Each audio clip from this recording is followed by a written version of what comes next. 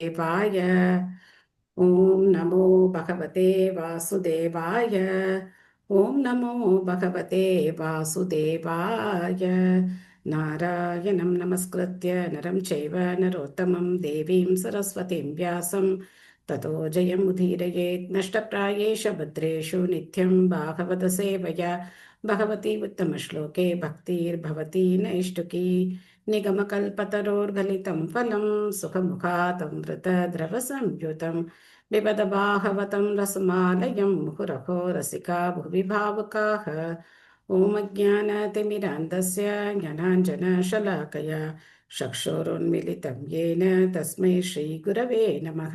श्रीचैतन्यमनोभीष्टं स्थापितं येन भूतले स्वयं रूप कदा माह्यं ददाति स्वपदान्तिकम् वन्देऽहं श्रीगुरो श्रीयुतपदकमलं श्रीगुरून् वैष्णवांश्च श्रीरूपं साग्रजातं सहगण रघुनाथान्वितं तं सजीवं साद्वैतं सावधूतं परिजनसहितं कृष्णचैतन्यदेवं श्रीराधाकृष्णपादान् सहगण ललिता श्रीविशाखान्वितांश्च हे कृष्णकरुणा सिन्धो दीनबन्धो जगत्पते गोपेश गोपिकान्त राधाकान्त नमोऽस्तुते तप्त काञ्चन गौराङ्गी राधे वृन्दावनेश्वरी वृषभानुसुते देवी प्रणमामि हरिप्रिये वाञ्छाकल्पतरुभ्यश्च कृपा सिन्धुभ्य एव च पतितानां पावनेभ्यो वैष्णवेभ्यो नमो नमः।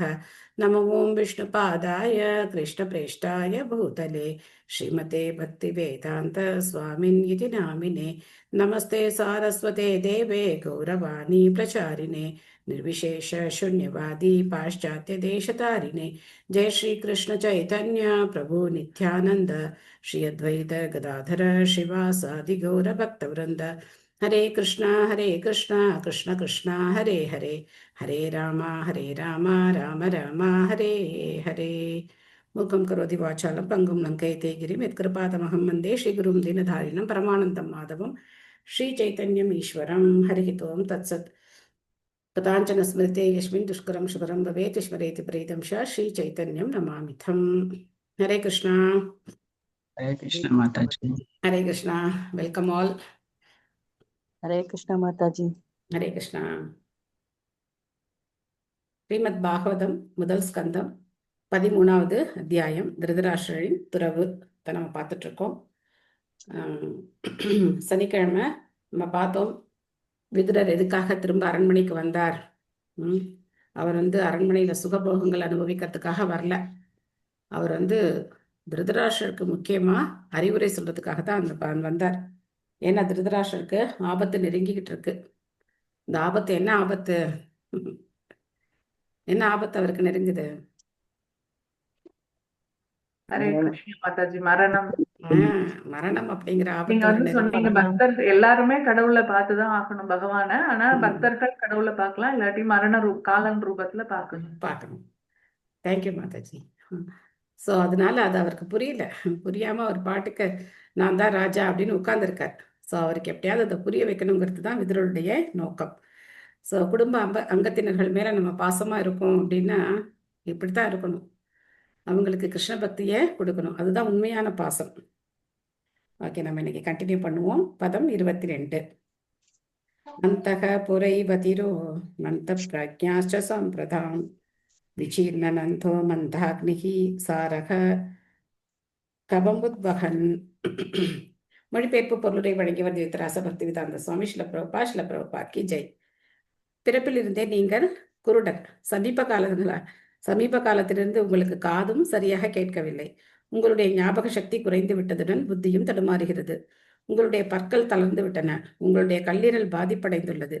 மேலும் உங்களுக்கு இருமல் சளித்தொல்லையும் இருக்கிறது. ஸோ வயதான வரக்கூடிய பிரச்சனைகள் எல்லாம் வந்துருச்சு. ஆனா நீங்க என்ன பண்ணல, இன்னும் அதை உணராம அப்படியே ஜம்முன்னு உட்கார்ந்துருக்கீங்க அப்படின்னு சொல்றார். விமலா தேவி மாதாஜி படிக்கிறீங்களா? ஹரே கிருஷ்ண மாதாஜி. ஹரே கிருஷ்ணா. ஸ்ரீல பிரபுபாதற்கு ஜெய். திருதராஷ்டிரரிடம் காணப்படும் முதுமைக்கான அறிகுறிகள் அனைத்தும் ஒவ்வொன்றாக சுட்டிக்காட்டப்பட்டது. மரணம் சம்பவித்து விட்ட போதிலும் முட்டாள்தனமாக அவர் எதிர்காலத்தை பற்றி கவலைப்படாமல் இருப்பதுவும் அவருக்கு உணர்த்தப்பட்டது. திருதராஷ்டிரரின் உடலில் விதுரர் சுட்டிக்காட்டப்பட்ட அறிகுறிகள் அபக்ஷயா அல்லது மரணத்திற்கு முன் ஏற்படும் ஜட உடலின் சீரழிவு எனப்படுகிறது. உடல் பிறந்து வளர்ந்து சில காலம் இருந்து பிற உடல்களை உற்பத்தி செய்து படிப்படியாக தேய்ந்து பிறகு அற்று போகிறது. ஆனால் தங்களுடைய சொத்து, குழந்தைகள், சமூகம் மற்றும் நாடு போன்றவை தங்களை காப்பாற்றும் என்ற எண்ணத்துடன் அழியக்கூடிய உடலை நிரந்தரமாக வைத்திருக்க விரும்புகின்றனர். முட்டாள்தனமான இத்தகைய எண்ணங்களை கொண்டுள்ள இவர்கள் நிலையற்ற இச்செயல்களில் ஆழ்ந்து தற்காலிகமான இவ்வுடலை தாங்கள் இழந்துவிட வேண்டியிருக்கும் என்பதை முற்றிலும் மறந்து விடுகின்றனர். இவர்களுடைய நித்திய சொரூபத்தையும் முக்கிய கடமைகளையும் மறந்து நிலையற்ற செயலில் இவர்கள் சுறுசுறுப்பாக ஈடுபட்டுள்ளனர். விதுரரை போன்ற மகான்களும் முனிவர்களும் உண்மை நிலையை உணரச் செய்வதற்காக இத்தகைய மூடர்களை அணுகுகின்றனர். ஆனால் இத்தகைய சாதுக்களும் மகான்களும் சுயநலத்திற்காக பிறரை அண்டி பிழைப்பவர்கள் என்றெண்ணி இம்மூடர்கள் சாதுக்களின் பேச்சை கேட்க மறுத்து விடுகின்றனர். எனினும் தங்களது புலன்களை திருப்திப்படுத்தக்கூடிய பெயரளவேயான சாதுக்களையும் பொய் துறவிகளையும் இவர்கள் வரவேற்கின்றனர். விதுரர் திருதராஷ்டிரரின் தீய உணர்வை திருப்திப்படுத்துவதற்காக வந்த ஒரு சாதுவல்ல. வாழ்வின் உண்மையான நிலையையும் இத்தகைய பேராபத்துகளில் இருந்து எப்படி ஒருவர் தன்னை காப்பாற்றிக் கொள்ள முடியும் என்பதையும் அவர் சரியாக சுட்டிக்காட்டினார். ஹரே கிருஷ்ணா. நன்றி மாதாஜி. ஹரே கிருஷ்ணா. தேங்க்யூ மாதாஜி. மரணம் அவருக்கு வரல, மரணம் சமீபத்து விட்டது. ஆனா பக்கத்துல வந்துருச்சு, மரணம் சமீபத்துல இருக்கு. ஆனா அவருக்கு அது புரியல. ஸோ பிரபுபாத் இதை வச்சு என்ன சொல்றாரு அப்படின்னாக்க, இது எல்லாருக்கும் வரக்கூடியதுதான், ஆனா யாரும் இதை உணர மாட்டேங்கிறாங்க அப்படின்னு சொல்றாரு. ஒருத்தர் என்ன பண்ணாராம், யம தர்மராஜன் கிட்ட ஒரு டீல் போட்டாராம். என்ன டீல் போட்டாராம், நீங்க என்னை கூப்பிட்டு போறதுக்கு முன்னாடி எனக்கு நீங்க சொல்லிடணும். சொல்லாம கொல்லாமல்லாம் என்ன பண்ணக்கூடாது, டக்குன்னெலாம் கூட்டிட்டுலாம் போகக்கூடாது, நான் வரமாட்டேன். நீங்க எனக்கு முன்கூட்டியே எனக்கு அறிவிப்பு கொடுத்துடணும் அப்படின்னு சொல்லிட்டாராம். உடனே யம தர்மராஜனும் ஓகேப்பா நான் உனக்கு சொல்லிடுறேன் அப்படின்னு சொன்னாராம்.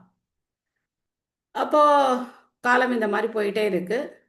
ஒரு நாள் என்ன பண்ணாரு, போயிட்டார், பொசுக்குன்னு போயிட்டார்.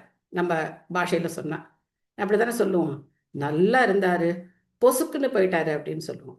ஸோ அது மாதிரி பொசுக்குன்னு போயிட்டார். அவருக்கு ரொம்ப கோபம் வந்துருச்சு. என்னடா அது, நான் இவ்வளோ கஷ்டப்பட்டு டீல்லாம் போட்டு வச்சிருந்தேன், யம தர்மராஜன் சொல்றாங்க, அவர் வாக்கு காப்பாற்றணும்ல, எனக்கு முன்னாடி அறிவிப்பு கொடுக்கணும்ல, ஏன் அவர் அறிவிப்பு கொடுக்காம என்னை இந்த மாதிரி பொசுக்குன்னு தூக்கிட்டாரு அப்படின்னு சொல்லி அவருக்கு கோபம் வந்துருச்சு.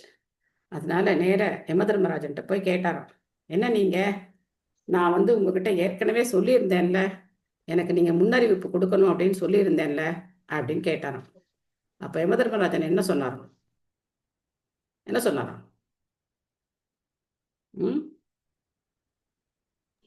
ஒரு முன்னறிவு யாரோ சொல்ல வராங்க பதில். சொல்லுங்க,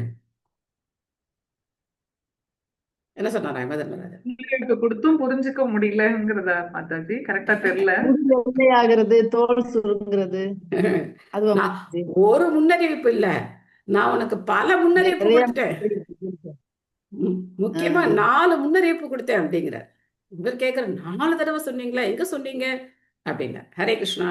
சோ எங்க நீங்க 4 முன்னறிவிப்பு கொடுத்தீங்க அப்படின்னு கேட்கிற. இவர் சொல்றார், உனக்கு பல்லெல்லாம் ஆட ஆரம்பிச்சுதா? ஆட ஆரம்பிச்சுது. அது என்னது, ஒரு அறிவிப்பு. உனக்கு பல்லெல்லாம் ஆட ஆரம்பிச்சிருச்சு அப்படின்னு உனக்கு அறிவிப்பு. சரி, நான் அந்த முன்னறிவிப்பு கொடுத்தா நீ என்ன பண்ண, ஆடுற பல்ல எடுத்துட்டு போய் என்ன பண்ண, பல்லு ஃபிக்ஸ் பண்ணிட்டு வந்துட்ட. அதுக்கப்புறம் தலைமுடியெல்லாம் நரைச்சி போச்சா அப்படின்னு. எஸ், நரைச்சி போச்சு. நீ என்ன பண்ண, நீ போய் டை அடிச்சுட்டு வந்துட்ட. தலைமுடி வெள்ளையாயிடுச்சு, நீ என்ன பண்ண, டை போட்டு வந்துட்ட. அதுக்கப்புறம் என்னாச்சு, உனக்கு மூட்டெல்லாம் தொலை நாய் உன்னால் நடக்க முடியாம போச்சா? ஆமா போச்சு. அப்படின்னு நீ என்ன பண்ண, போய் சர்ஜரி பண்ணிக்கிறேன், அது பண்ணிக்கிறேன், இது பண்ணிக்கிறேன்னு சொல்லிட்டு அதை பண்ணிட்டு உட்காந்து. இது மாதிரி நான் உனக்கு 4 முன்னறிவிப்பு கொடுத்துட்டேன். பல்லு ஆடுது, உனக்கு தலைமுடியெல்லாம் வெள்ளையா போச்சு, உனக்கு முட்டெல்லாம் என்ன அது, மூட்டியெல்லாம் தளர்ந்து போகுது. நீ என்ன பண்ற, அப்பதான் ஷார்ட்ஸ் போட்டுக்கிட்டு, அப்பதான் நீ என்னமோ இளைஞன் மாதிரி ட்ரெஸ் பண்ணிக்கிட்டு நீ போய் விளையாடிட்டு உட்காந்துருக்க. பார்த்தோன்னா அதெல்லாம் பண்ணுவாங்க நம்ம வயதான வயதானவங்கள்லாம். இதெல்லாம் பண்ணக்கூடாதுன்னு கிடையாது, பண்ணலாம். ஆனால் என்ன செய்யணும்? பகவானுடைய நாமத்தை சொல்லணும். அது சொல்லாமல் இதை மட்டும் பண்ணால் ஒரு பிரயோஜனமும் கிடையாது. அப்புறம் சொல்றாரு, நீ சாப்பிட்றது ஏதாவது உனக்கு செரிமானம் ஆகுதா? உனக்கு செரிமானம் ஆச்சா? உன்னால சாப்பிட முடிஞ்சுதா? உனக்கு சாப்பிடவும் முடியல. அப்பவும் நீ புரிஞ்சுக்கல அப்படின்னா நான் என்ன பண்றது? உனக்கு எல்லா முன்னறிவிப்பும் நான் கொடுத்தாச்சு. ஆனா நீ புரிஞ்சுக்காம எல்லாத்துக்கும் நீ ஒரு மாற்று ஏற்பாடு பண்ணிக்கிட்டு நான் நிரந்தரமா இருந்துடலாம் அப்படின்னு பார்த்தா இந்த உடல்ல உன்னால இருக்க முடியாது. அதனால நான் முன்னறிவிப்பெல்லாம் இல்லாம என்ன செய்யல, உன்னை கொண்டு வரல அப்படின்னு சொன்னாராம். அது மாதிரி இது யமதர்மராஜனுடைய அறிவிப்பு நம்ம எல்லாருக்கும் இருக்கு. எல்லாருக்கும் இது ஆகுமாகாதா? எல்லாருக்கும் இருக்கு. தலைமுடி வெள்ளையா போகும். இப்பெல்லாம் பார்த்தீங்கன்னா இளைஞர்களுக்கே தலைமுடியெல்லாம் வெள்ளையா போயிடுது. நமக்கெல்லாம் 60 வயசுன்னா அவங்களுக்கெல்லாம் 30 வயசுல 30 என்ன 20 வயசுலயே ஆயிடுது. ஆக இந்த மாதிரி நம்ம அந்த குலசேகர ஆழ்வாருடைய முகுந்தமாலா சோஸ்திரம் கூட நம்ம பார்த்தோம். இதம் ஷரீரம் பரிணாம பேஷலம் பததி அவசியம் சதசந்தி ஜர்ஜரம் கிம் ஔஷதி பிருச்சதி மூட திருமதே நிராமயம் கிருஷ்ண ரசாயனம் பிப அப்படின்னு சொன்னார். பகவானுடைய நாமத்தை நம்ம சொல்லணும். அது ரொம்ப முக்கியம். ஏன்னா நமக்கும் முன்னறிவிப்பு எப்பயிலேருந்தோ இருக்கு. ஜாதஸ்ய ஹி துருவ மிருத்யுர். பகவான் பகவத்கீதையில சொல்லிட்டார், பிறந்த எல்லாரும் இருந்துதான் ஆகணும். ஜாதஸ்ய ஹி துருவ மிருத்யு. இதுவே ஒரு பெரிய அறிவிப்பு. பிறந்திருக்கல்ல, அப்ப கண்டிப்பா கூட என்ன இருக்கு, மரணம் அப்படிங்கிறது இருக்கு அப்படின்னு பார்ப்போம். ஸோ அதனால இந்த முன்னறிவிப்பை நாம சீரியஸா எடுத்துக்கணும், விளையாட்டெல்லாம் எடுத்துக்கூடாது. அடுத்த ஸ்லோகம். பிரபுபாதர் முக்கியமான ஒரு விஷயத்தை விட்டுட்டேன். பிரபுபாதர் என்ன சொல்றாரு, இதெல்லாம் சொல்லி யாராவது அவங்களுக்கு இதெல்லாம் சொல்ல போனா அவங்க பேச்ச கேட்க மாட்டாங்க. எங்க போவாங்க? பொய்யான சாதுக்கள், பொய்யான சன்னியாசிகள், நான் தான் கடவுள் அப்படின்னு சொல்லிக்கிறவங்க யாராவது இதை பத்தி பேசுவாங்களா? உனக்கு முதுமை வருது, உனக்கு மரணம் வரும் அப்படிலாம் யாராவது சொல்லுவாங்களா? ஏன்னா உண்டியல்ல காசே விழுகாது அப்படின்னும். என்னப்பா அங்க போன உடனே மரணத்தை பத்தி பேசுறாங்க. முதல் ஸ்லோகமே கிருஷ்ணர் கீதையில என்ன பேசுறார்? மரணத்தை பத்தி தான் பேசுறார். தேகினோஸ்மின் யதா தேகே கௌமாரம் யவ்வனம் ஜரா ததா தேகாந்தர பிராப்தி தீரஸ் தத்ரண முக்கியத்தி அப்படின்னு சொல்றார். எடுத்த உடனே மரணத்தை பத்தி தான் பேசுறார். ஸோ அதை பத்தி பேசவே மாட்டாங்க, மரணத்தை பத்தி பேசவே மாட்டாங்க. நிறைய இருக்கு, வாழும் கலை இருக்கு, இன்னும் நிறைய விஷயங்கள்லாம் இருக்கு. ஆனா மரணம் அடையிறது எப்படி அப்படிங்கிற கலையை யாரும் சொல்லி கொடுக்கறது கிடையாது. ஏன்னா அப்புறம் உண்டியல்ல காசு விழாது, ரொம்ப கஷ்டமா போயிடும். அதனாலதான் பிரபா சொல்றேன், இந்த மாதிரி ஏமாத்துற சாதுக்கள், பொய்யான சன்னியாசிகள் பின்னாடி மக்கள் போறதுக்கு ரெடியா இருப்பாங்களே தவிர, பாகவதம் பார்க்குறோம். பாகவதம், பகவத்கீதை எல்லாம் நமக்கு இதுதான் உணர்த்துது. நீ இந்த உலகத்துல நிரந்தரமா இருக்க முடியாது, இது சந்தோஷமான இடம் கிடையாது அப்படிங்கிறது தான் இங்க நம்ம பார்க்குறோம். அடுத்து ரொம்ப ஹெவி டோஸ் கொடுக்க போறார். இந்த டோஸ் கொஞ்சம் கம்மி. அடுத்த டோஸ் என்ன டோஸ்? ஹெவி டோஸ் வரப்போகுது பாருங்க. அஹோ மஹீயசி ஜந்தோர் ஜீவிதாச யதா பவான் பீமா பவர்ச்சிதம் பிண்டம் ஆதத்தே கிரகபாலவத். மொழிபெயர்ப்பு. ஐயோ, ஒரு ஜீவராசிக்கு உயிர் வாழும் ஆசை எவ்வளவு சக்தி வாய்ந்ததாக உள்ளது. அதனால் அல்லவா நீர் ஒரு வீடு காக்கும் நாய் போல வாழ்ந்து பீமன் உண்ட மிச்ச உணவை ஏற்றுக்கொண்டுள்ளீர். எப்பேற்பட்ட வம்சம் இல்லையா? குருவம்சம், கௌரவர்கள், எவ்வளவு பெருமை இருக்கு. விதுரர் என்ன சொல்றாரு? நாய் மாதிரி உட்கார்ந்துருக்கே இந்த வீட்டுல, வீடு காக்கும் ஒரு நாய் போல உட்கார்ந்துருக்கே, அதுவும் என்ன பண்ற, பீமன் சாப்பிட்ட எச்ச சோறு சாப்பிட்றியே, உனக்கு அதெல்லாம் அவமானமா இல்லை அப்படின்னு கேட்குற. எதுக்காக குறிப்பா பீமனை குறிப்பிடுறார்? ஏன் பீமனை குறிப்பிடுறார்? பீமனுக்கு தான் அவர் விஷம் சின்ன வயசுலயே விஷம் கொடுத்து கொல்றதுக்கு ட்ரை பண்ணாங்க, அதனாலதான். அது ஒரு காரணம். இன்னொன்னு என்னன்னா, கௌரவர்கள் 100 பேரை கொன்னது யாரு? பீமன் மட்டும்தான். சபதம் பண்ணியிருந்தார் இல்லையா? திரௌபதியுடைய அந்த மானபங்கம் பண்ண போது பீமன் சபதம் பண்ணார் இல்லையா, அந்த 100 கௌரவர்களையும் நான் தான் கொள்வேன். அதனால மற்றவங்களுக்கு சான்ஸ் கிடைச்சா கூட அவங்க கொல்லலை. குருஷேத்திர யுத்தத்துல மற்றவங்களுக்கு கௌரவர்களை கொல்றதுக்கான வாய்ப்பு கிடைச்சா கூட விட்டுருவாங்க. ஓ, பீமனுடைய சபதம் இருக்கு, பீமன் தான் இவங்களை வதம் பண்ணணும் அப்படின்னு சொல்லி மற்றவங்க விட்டுருவாங்க. அர்ஜுனனோ யுதிஷ்டரோ அவங்க கையில கிடைச்சா கூட விட்டுருவாங்க. போ, பீமன் கையில தான் நீ பலியாகணும் அப்படின்னு சொல்லி விட்டுருவாங்க. அப்படி உன்னுடைய மகன்கள் 100 பேரையும் கொன்ற பீமன் சாப்பிட்ட எச்சசோறு சாப்பிட்டு உட்கார்ந்துருக்க அப்படின்னாக்க, அப்போ உன்னுடைய அந்த ராஜ்யத்துக்கான அந்த ஆசை உனக்கு எப்படிப்பட்டதா இருக்கும்? உனக்கு உயிர் வாழணும் அப்படிங்கிற ஆசையில பா இது எவ்வளவு ஒரு மோசமான ஒரு இது அப்படின்னு சொல்லி சொல்றார் பொருளுரை. சித்ரா மாதாஜி படிக்கிறீங்களா? ஹரே கிருஷ்ணா மாதாஜி. நமஸ்காரம் மாதாஜி. ஹரே கிருஷ்ணா. நமஸ்காரம் மாதாஜி, படிங்க. பொருளுரை மொழிபெயர்ப்பு வழங்கிய பக்திவேதாந்த சுவாமி பிரபுபாதருக்கு ஜெய். சாது ஒருவர் அரசர்கள் அல்லது செல்வந்தர்களின் செலவில் சுகமாக வாழ்வதற்காக அவர்களை முகஸ்துதி செய்யக்கூடாது. சாது ஒருவர் வாழ்வின் அப்பட்டமான உண்மையை பற்றி குடும்பஸ்தர்களிடம் கலந்துரையாட வேண்டும். இதனால் பௌதீக வாழ்வின் அபாயத்தை பற்றி அவர்கள் உணரும் நிலைக்கு வரக்கூடும். குடும்ப வாழ்வில் பற்றுக்கொண்ட முதியவருக்கு திருதராஷ்டிரர் ஒரு முன்னுதாரணம் ஆவார். உண்மையாகவே அவர் பிழைக்க வழியில்லாத நிலையில் இருந்தார் என்றாலும் பாண்டவர்களின் வீட்டில் அவர் சுகமாக வாழ விரும்பினார். துரியோதனன் மற்றும் துச்சாதனன் ஆகிய திருதராஷ்டிரனின் 2 முக்கிய மகன்களை கொன்றதால் குறிப்பாக பீமன் இங்கு குறிப்பிடப்படுகிறார். துஷ்டத்தனத்தால் கெட்ட பெயரெடுத்த இவ்விரு செல்ல பிள்ளைகளையும் பீமன் கொன்றதால் அவர் இங்கு முக்கியமாக குறிப்பிடப்படுகிறார். பாண்டவர்களின் வீட்டில் திருதராஷ்டிரர் வாழ்ந்து வந்தது ஏன் அவமானம் ஏற்படக்கூடும் என்ற நிலையிலும் சுகபோகமாக வாழ்வை தொடர வேண்டும் என்ற அவரது ஆசையே இதற்கு காரணமாகும். இவ்வாறாக ஒரு ஜீவராசி தொடர்ந்து வாழ விரும்புகிறான். ஜீவராசி ஒரு நித்திய ஜீவன் என்பதையும் உடல் மாற்றத்தை அவன் விரும்பவில்லை என்பதையுமே இதுக்கு சுட்டிக்காட்டுகிறது. ஒரு குறிப்பிட்ட காலத்திற்கு சிறை வாழ்வை அனுபவிப்பதற்காகவே ஒரு குறிப்பிட்ட உடல் ஜீவனுக்கு வழங்கப்படுகிறது என்பதும் பற்பல பிறவிகளுக்கு பிறகுதான் மனித உடல் வழங்கப்படுகிறது என்பதும் முட்டாள் மனிதனுக்கு தெரியவில்லை. தன்னுணர்வை பெற்ற பரமபதத்தை அடைவதற்காகவே மனித உடல் வழங்கப்படுகிறது. ஆனால் திருதராஷ்டிரரை போன்றவர்கள் பொருட்களை உள்ளபடி காணாததால் சுகபோக வாழ்வுக்காக திட்டம் தீட்ட முயல்கின்றனர். குருடரான திருதராஷ்டிரர் எல்லாவிதமான துரதிர்ஷ்டங்களுக்கு இடையிலும் சுகபோகமாக வாழ வேண்டும் என்று தொடர்ந்து எதிர்பார்க்கிறார். இத்தகைய குருடர்களை அறியாமையிலிருந்து தட்டி எழுப்பி பரமபதத்தை சென்றடைய அவர்களுக்கு உதவுவதற்காகவே விதுரர் போன்ற சாது இருக்கிறார். அங்கு சென்ற பின் துன்பம் நிறைந்த இந்த ஜட உலகத்திற்கு திரும்பி வர ஒருவரும் விரும்புவதில்லை. மகாத்மா விதுரரை போன்ற ஒரு சாதுவிடம் இவ்வளவு பொறுப்புள்ள ஒரு கடமை ஒப்படைக்கப்பட்டுள்ளது என்பதை நம்மால் கற்பனை செய்து காண முடியும். Hare Krishna Mataji. Hare Krishna. Thank you Mataji. Thank you Mataji. So இந்த மாதிரி கிரகஸ்தர்கள், அதாவது இல்லறவாசிகள் என்ன பண்ணிட்டு இருக்காங்க? இல்லற சுகத்துல மூழ்கி போய் கிடக்காங்க. ஸோ அவங்கள மீட்டு என்ன பண்ணணும்? பகவானுடைய பரமபதத்துக்கு போய் சேர வேண்டிய வழியை காட்டணும். இப்போ நமக்கு வைகுண்ட ஏகாதசி வருது. வைகுண்ட ஏகாதசி அப்படிங்கிறது ஒரு ஏகாதசி எல்லாருக்கும் நல்லா தெரியும். பக்தர்களா இருக்கிறவங்க இல்லாதவங்க எல்லாருக்கும் இந்த ஏகாதசி மட்டும் நல்லா தெரியும். அப்போ பார்த்தோன்னா இந்த ஏகாதசியை கூட எனக்கு தெரிஞ்சு சின்ன பிள்ளையா நாங்களாம் இருக்கும்போது என்ன பண்ணுவாங்க அப்படின்னாக்க, அன்னைக்கு விரதம்னு சொல்லிட்டு சமைக்க மாட்டாங்க. அதை சாப்பாடு மட்டும், ரைஸ் மட்டும் வைக்க மாட்டாங்க. மற்றபடி 3 வேளையும் டிஃபனாக செஞ்சு சாப்பிட்டுட்டு இருப்பாங்க. அதுக்கப்புறம் நைட்டு பார்த்தீங்கன்னா நிறைய பேர் செகண்ட் ஷோ சினிமாவுக்கு போயிடுவாங்க. செகண்ட் ஷோ சினிமா நைட்டு முழிக்கிறாங்களா, ஏகாதசிக்கு முழிக்கிறோன்ட்டு முழிக்கிறாங்களாம். செகண்ட் ஷோ சினிமாவுக்கு போயிடுவாங்க. இல்லைன்னா பரமபதம் விளையாடுவாங்க.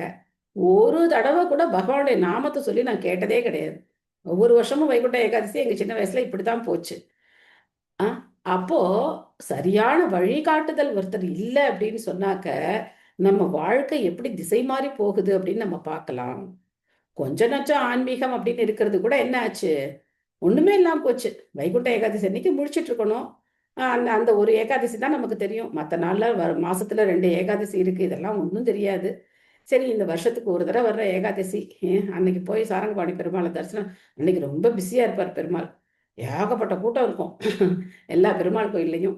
அவ்வளோ பிஸியாகிடுவார் பெருமாள் அன்னைக்கு மட்டும். அவ்வளோ விசிட்டர்ஸ் அன்னைக்கு மட்டும் வருவாங்க அவரை பார்க்கறதுக்கு. ஸோ ஆனால் ஸ்ரீல பிரபுபாதருடைய கருணையினால ஒரு ஏகாதசி விரதம் கூட நம்மளால எவ்வளோ சரியான முறையில், அதுவும் பிரபுபாதர் நமக்கு கலியுகத்துக்கு ஏற்ற மாதிரி கொடுத்துருக்கார். நம்ம உடல்நிலைக்கு ஏற்ற மாதிரி நிர்ஜலமெல்லாம் நமக்கு இருந்துதான் ஆகணும் அப்படிங்கிற கட்டாயம் கிடையாது. இரவு முழிச்சுதான் ஆகணும் அப்படிங்கிற கட்டாயம் கிடையாது. ஏன்னா இது ஒரு பிரச்சார இயக்கம். இந்த பிரச்சார இயக்கத்துக்கு ஏற்ற மாதிரி நாம் உடல் ஆரோக்கியத்துக்கு நமக்கு என்ன தேவையோ, தானியம் இல்லாத பழங்கள், அதுக்கப்புறம் மற்ற காய்கறிகள், விதை இல்லாத காய்கறிகள், பழங்கள், இதெல்லாம் நம்ம பகவானுக்கு நிவேதனம் பண்ணி அதை பிரசாதமாக ஏற்றுக்கிட்டு நாம் எப்பவும் போல ஏகாதசி அன்னைக்கு என்ன செய்யணும்? சுறுசுறுப்பாக நம்முடைய பிரச்சார காரியங்களை நாம் செய்யணும். அந்த மாதிரி பிரபுபாதை நமக்கு இதை வடிவமைச்சு கொடுத்திருக்கார். ஆக ஏகாதசி அப்படிங்கிற நாள் ரொம்ப சிறப்பான நாள். அன்னைக்கு ஒரு நாள் பகவானுடைய சிந்தனைக்காகவே அந்த நாளை ஒதுக்கணுமே தவிர, நான் விரதம் இருக்கேன்னு சொல்லி காப்பி குடிக்கிறது, நான் விரதம் இருக்கேன்னு சொல்லிட்டு பலகாரம் பண்ணி சாப்பிட்டுக்கிறேன். சில பேர் வந்து உப்பு இல்லாம சாப்பிடுற விரதம், சில பேர் வந்து இனிப்பு விரதம் இருப்பாங்க, இனிப்பு இல்லாம சாப்பிட்டுப்பாங்க. இதெல்லாம் கிடையாது. தானியங்கள் எந்த தானியமும் எடுக்கக்கூடாது. தானியங்கள் ரவா அந்த மாதிரி எந்த தானியமும் சேர்க்கக்கூடாது. கடுகு இந்த மாதிரி எந்த தானியமும் சேர்க்கக்கூடாது. பருப்பு வகைகள் அந்த மாதிரி இல்லாம பழங்கள் காய்கறிகள் அந்த மாதிரி நம்ம ஜவ்வரிசி, அது சில பேருக்கு முடியாத இருக்கிறவங்க ஜவ்வரிசி சாப்பிட்டுக்கிறாங்க. அது எவ்வளவு தூரம் அது தானியம் கலக்காம இருக்கு அப்படிங்கிறது சந்தேகம்தான். முடிஞ்ச வரைக்கும் அவாய்ட் பண்றது நல்லது. முடியாதவங்க, வயசானவங்க, முடியாது அப்படிங்கிற உடல் ஏதாவது மருந்து சாப்பிட்றவங்க அந்த மாதிரி இருக்கிறவங்க அந்த மாதிரி ஏதாவது எடுத்துக்கலாம். ஆனால் பெஸ்ட்டு காய்கறிகள் பழங்கள் சாப்பிட்றது பெஸ்ட்டு. இல்லை நிர்ஜலமாக இருக்க முடியும், சின்ன வயசு நல்லா இருக்காங்க, நிர்ஜலமாக இருக்கலாம் அப்படின்னா தாராளமாக நிர்ஜலமாக இருந்தால் ரொம்பவே நல்லது. ஆனால் நிர்ஜலமாக இருக்கேன்னு சொல்லிட்டு எல்லாத்தையும் கோவப்பட்டு இருக்கக்கூடாது. மற்றவங்களுக்கு இந்த ஏகாதசி விரதம் இல்லாதவங்க சமைக்கிறதுக்காக அலுப்புப்பட்டுக்க கூடாது. அதே மாதிரி நாம ஜபம் பண்ணாமல் இருக்கக்கூடாது, தூங்கிடக்கூடாது. நிர்ஜலமாக இருக்கு, எனக்கு ரொம்ப டயர்டாக இருக்குது அப்படின்னு தூங்கிடக்கூடாது. அதெல்லாம் பண்ணக்கூடாது. நமக்கு ஆரோக்கியமாக நம்மளால எப்பவும் போல எல்லா காரியங்களும் செய்ய முடியும் அப்படின்னாக்கா நிர்ஜலம் இருக்கிறதுல தப்பு கிடையாது. அது மாதிரி நம்ம வந்து பகவானுடைய ஸ்மரணம், பகவானுடைய நாமஸ்மரணம் படிக்கிறது, இல்லை புஸ்தக விநியோகம் செய்கிறது, இதெல்லாம் நம்ம அன்னைக்கு என்ன செய்யணும், அதிகமாக செய்யணும் ஏகாதசி அன்னைக்கு. ஸோ அப்போது பிரபுபாதர் இங்கே சொல்கிறாரு, நம்மளுடைய இயல்பான சுபாவம் இது. இப்போ திருதராஷ்டிரர் நினைக்கிறாரு, நான் இங்கே வந்து சுகமாக வாழணும் அப்படின்னு நினைக்கிறாரு. இது நம்மளுடைய இயல்பான சுபாவம். நம்ம யாரும் உடல் மாறுறதுக்கு விரும்புறது கிடையாது, நம்ம யாரும் மரணம் அடையிறதுக்கு விரும்புறது கிடையாது. ஏன் விரும்புறது கிடையாதுன்னா ஆத்மாவோட நிலை அது. ஆத்மா நித்தியமா இருக்கக்கூடியது, ஆத்மாவுக்கு மரணம் கிடையாது. அப்போ ஏன் தற்காலிகமான இடத்துல இருக்கணும் இல்லையா? நமக்கு பொருத்தமில்லாத இடத்துல ஏன் நம்ம இருக்கணும்?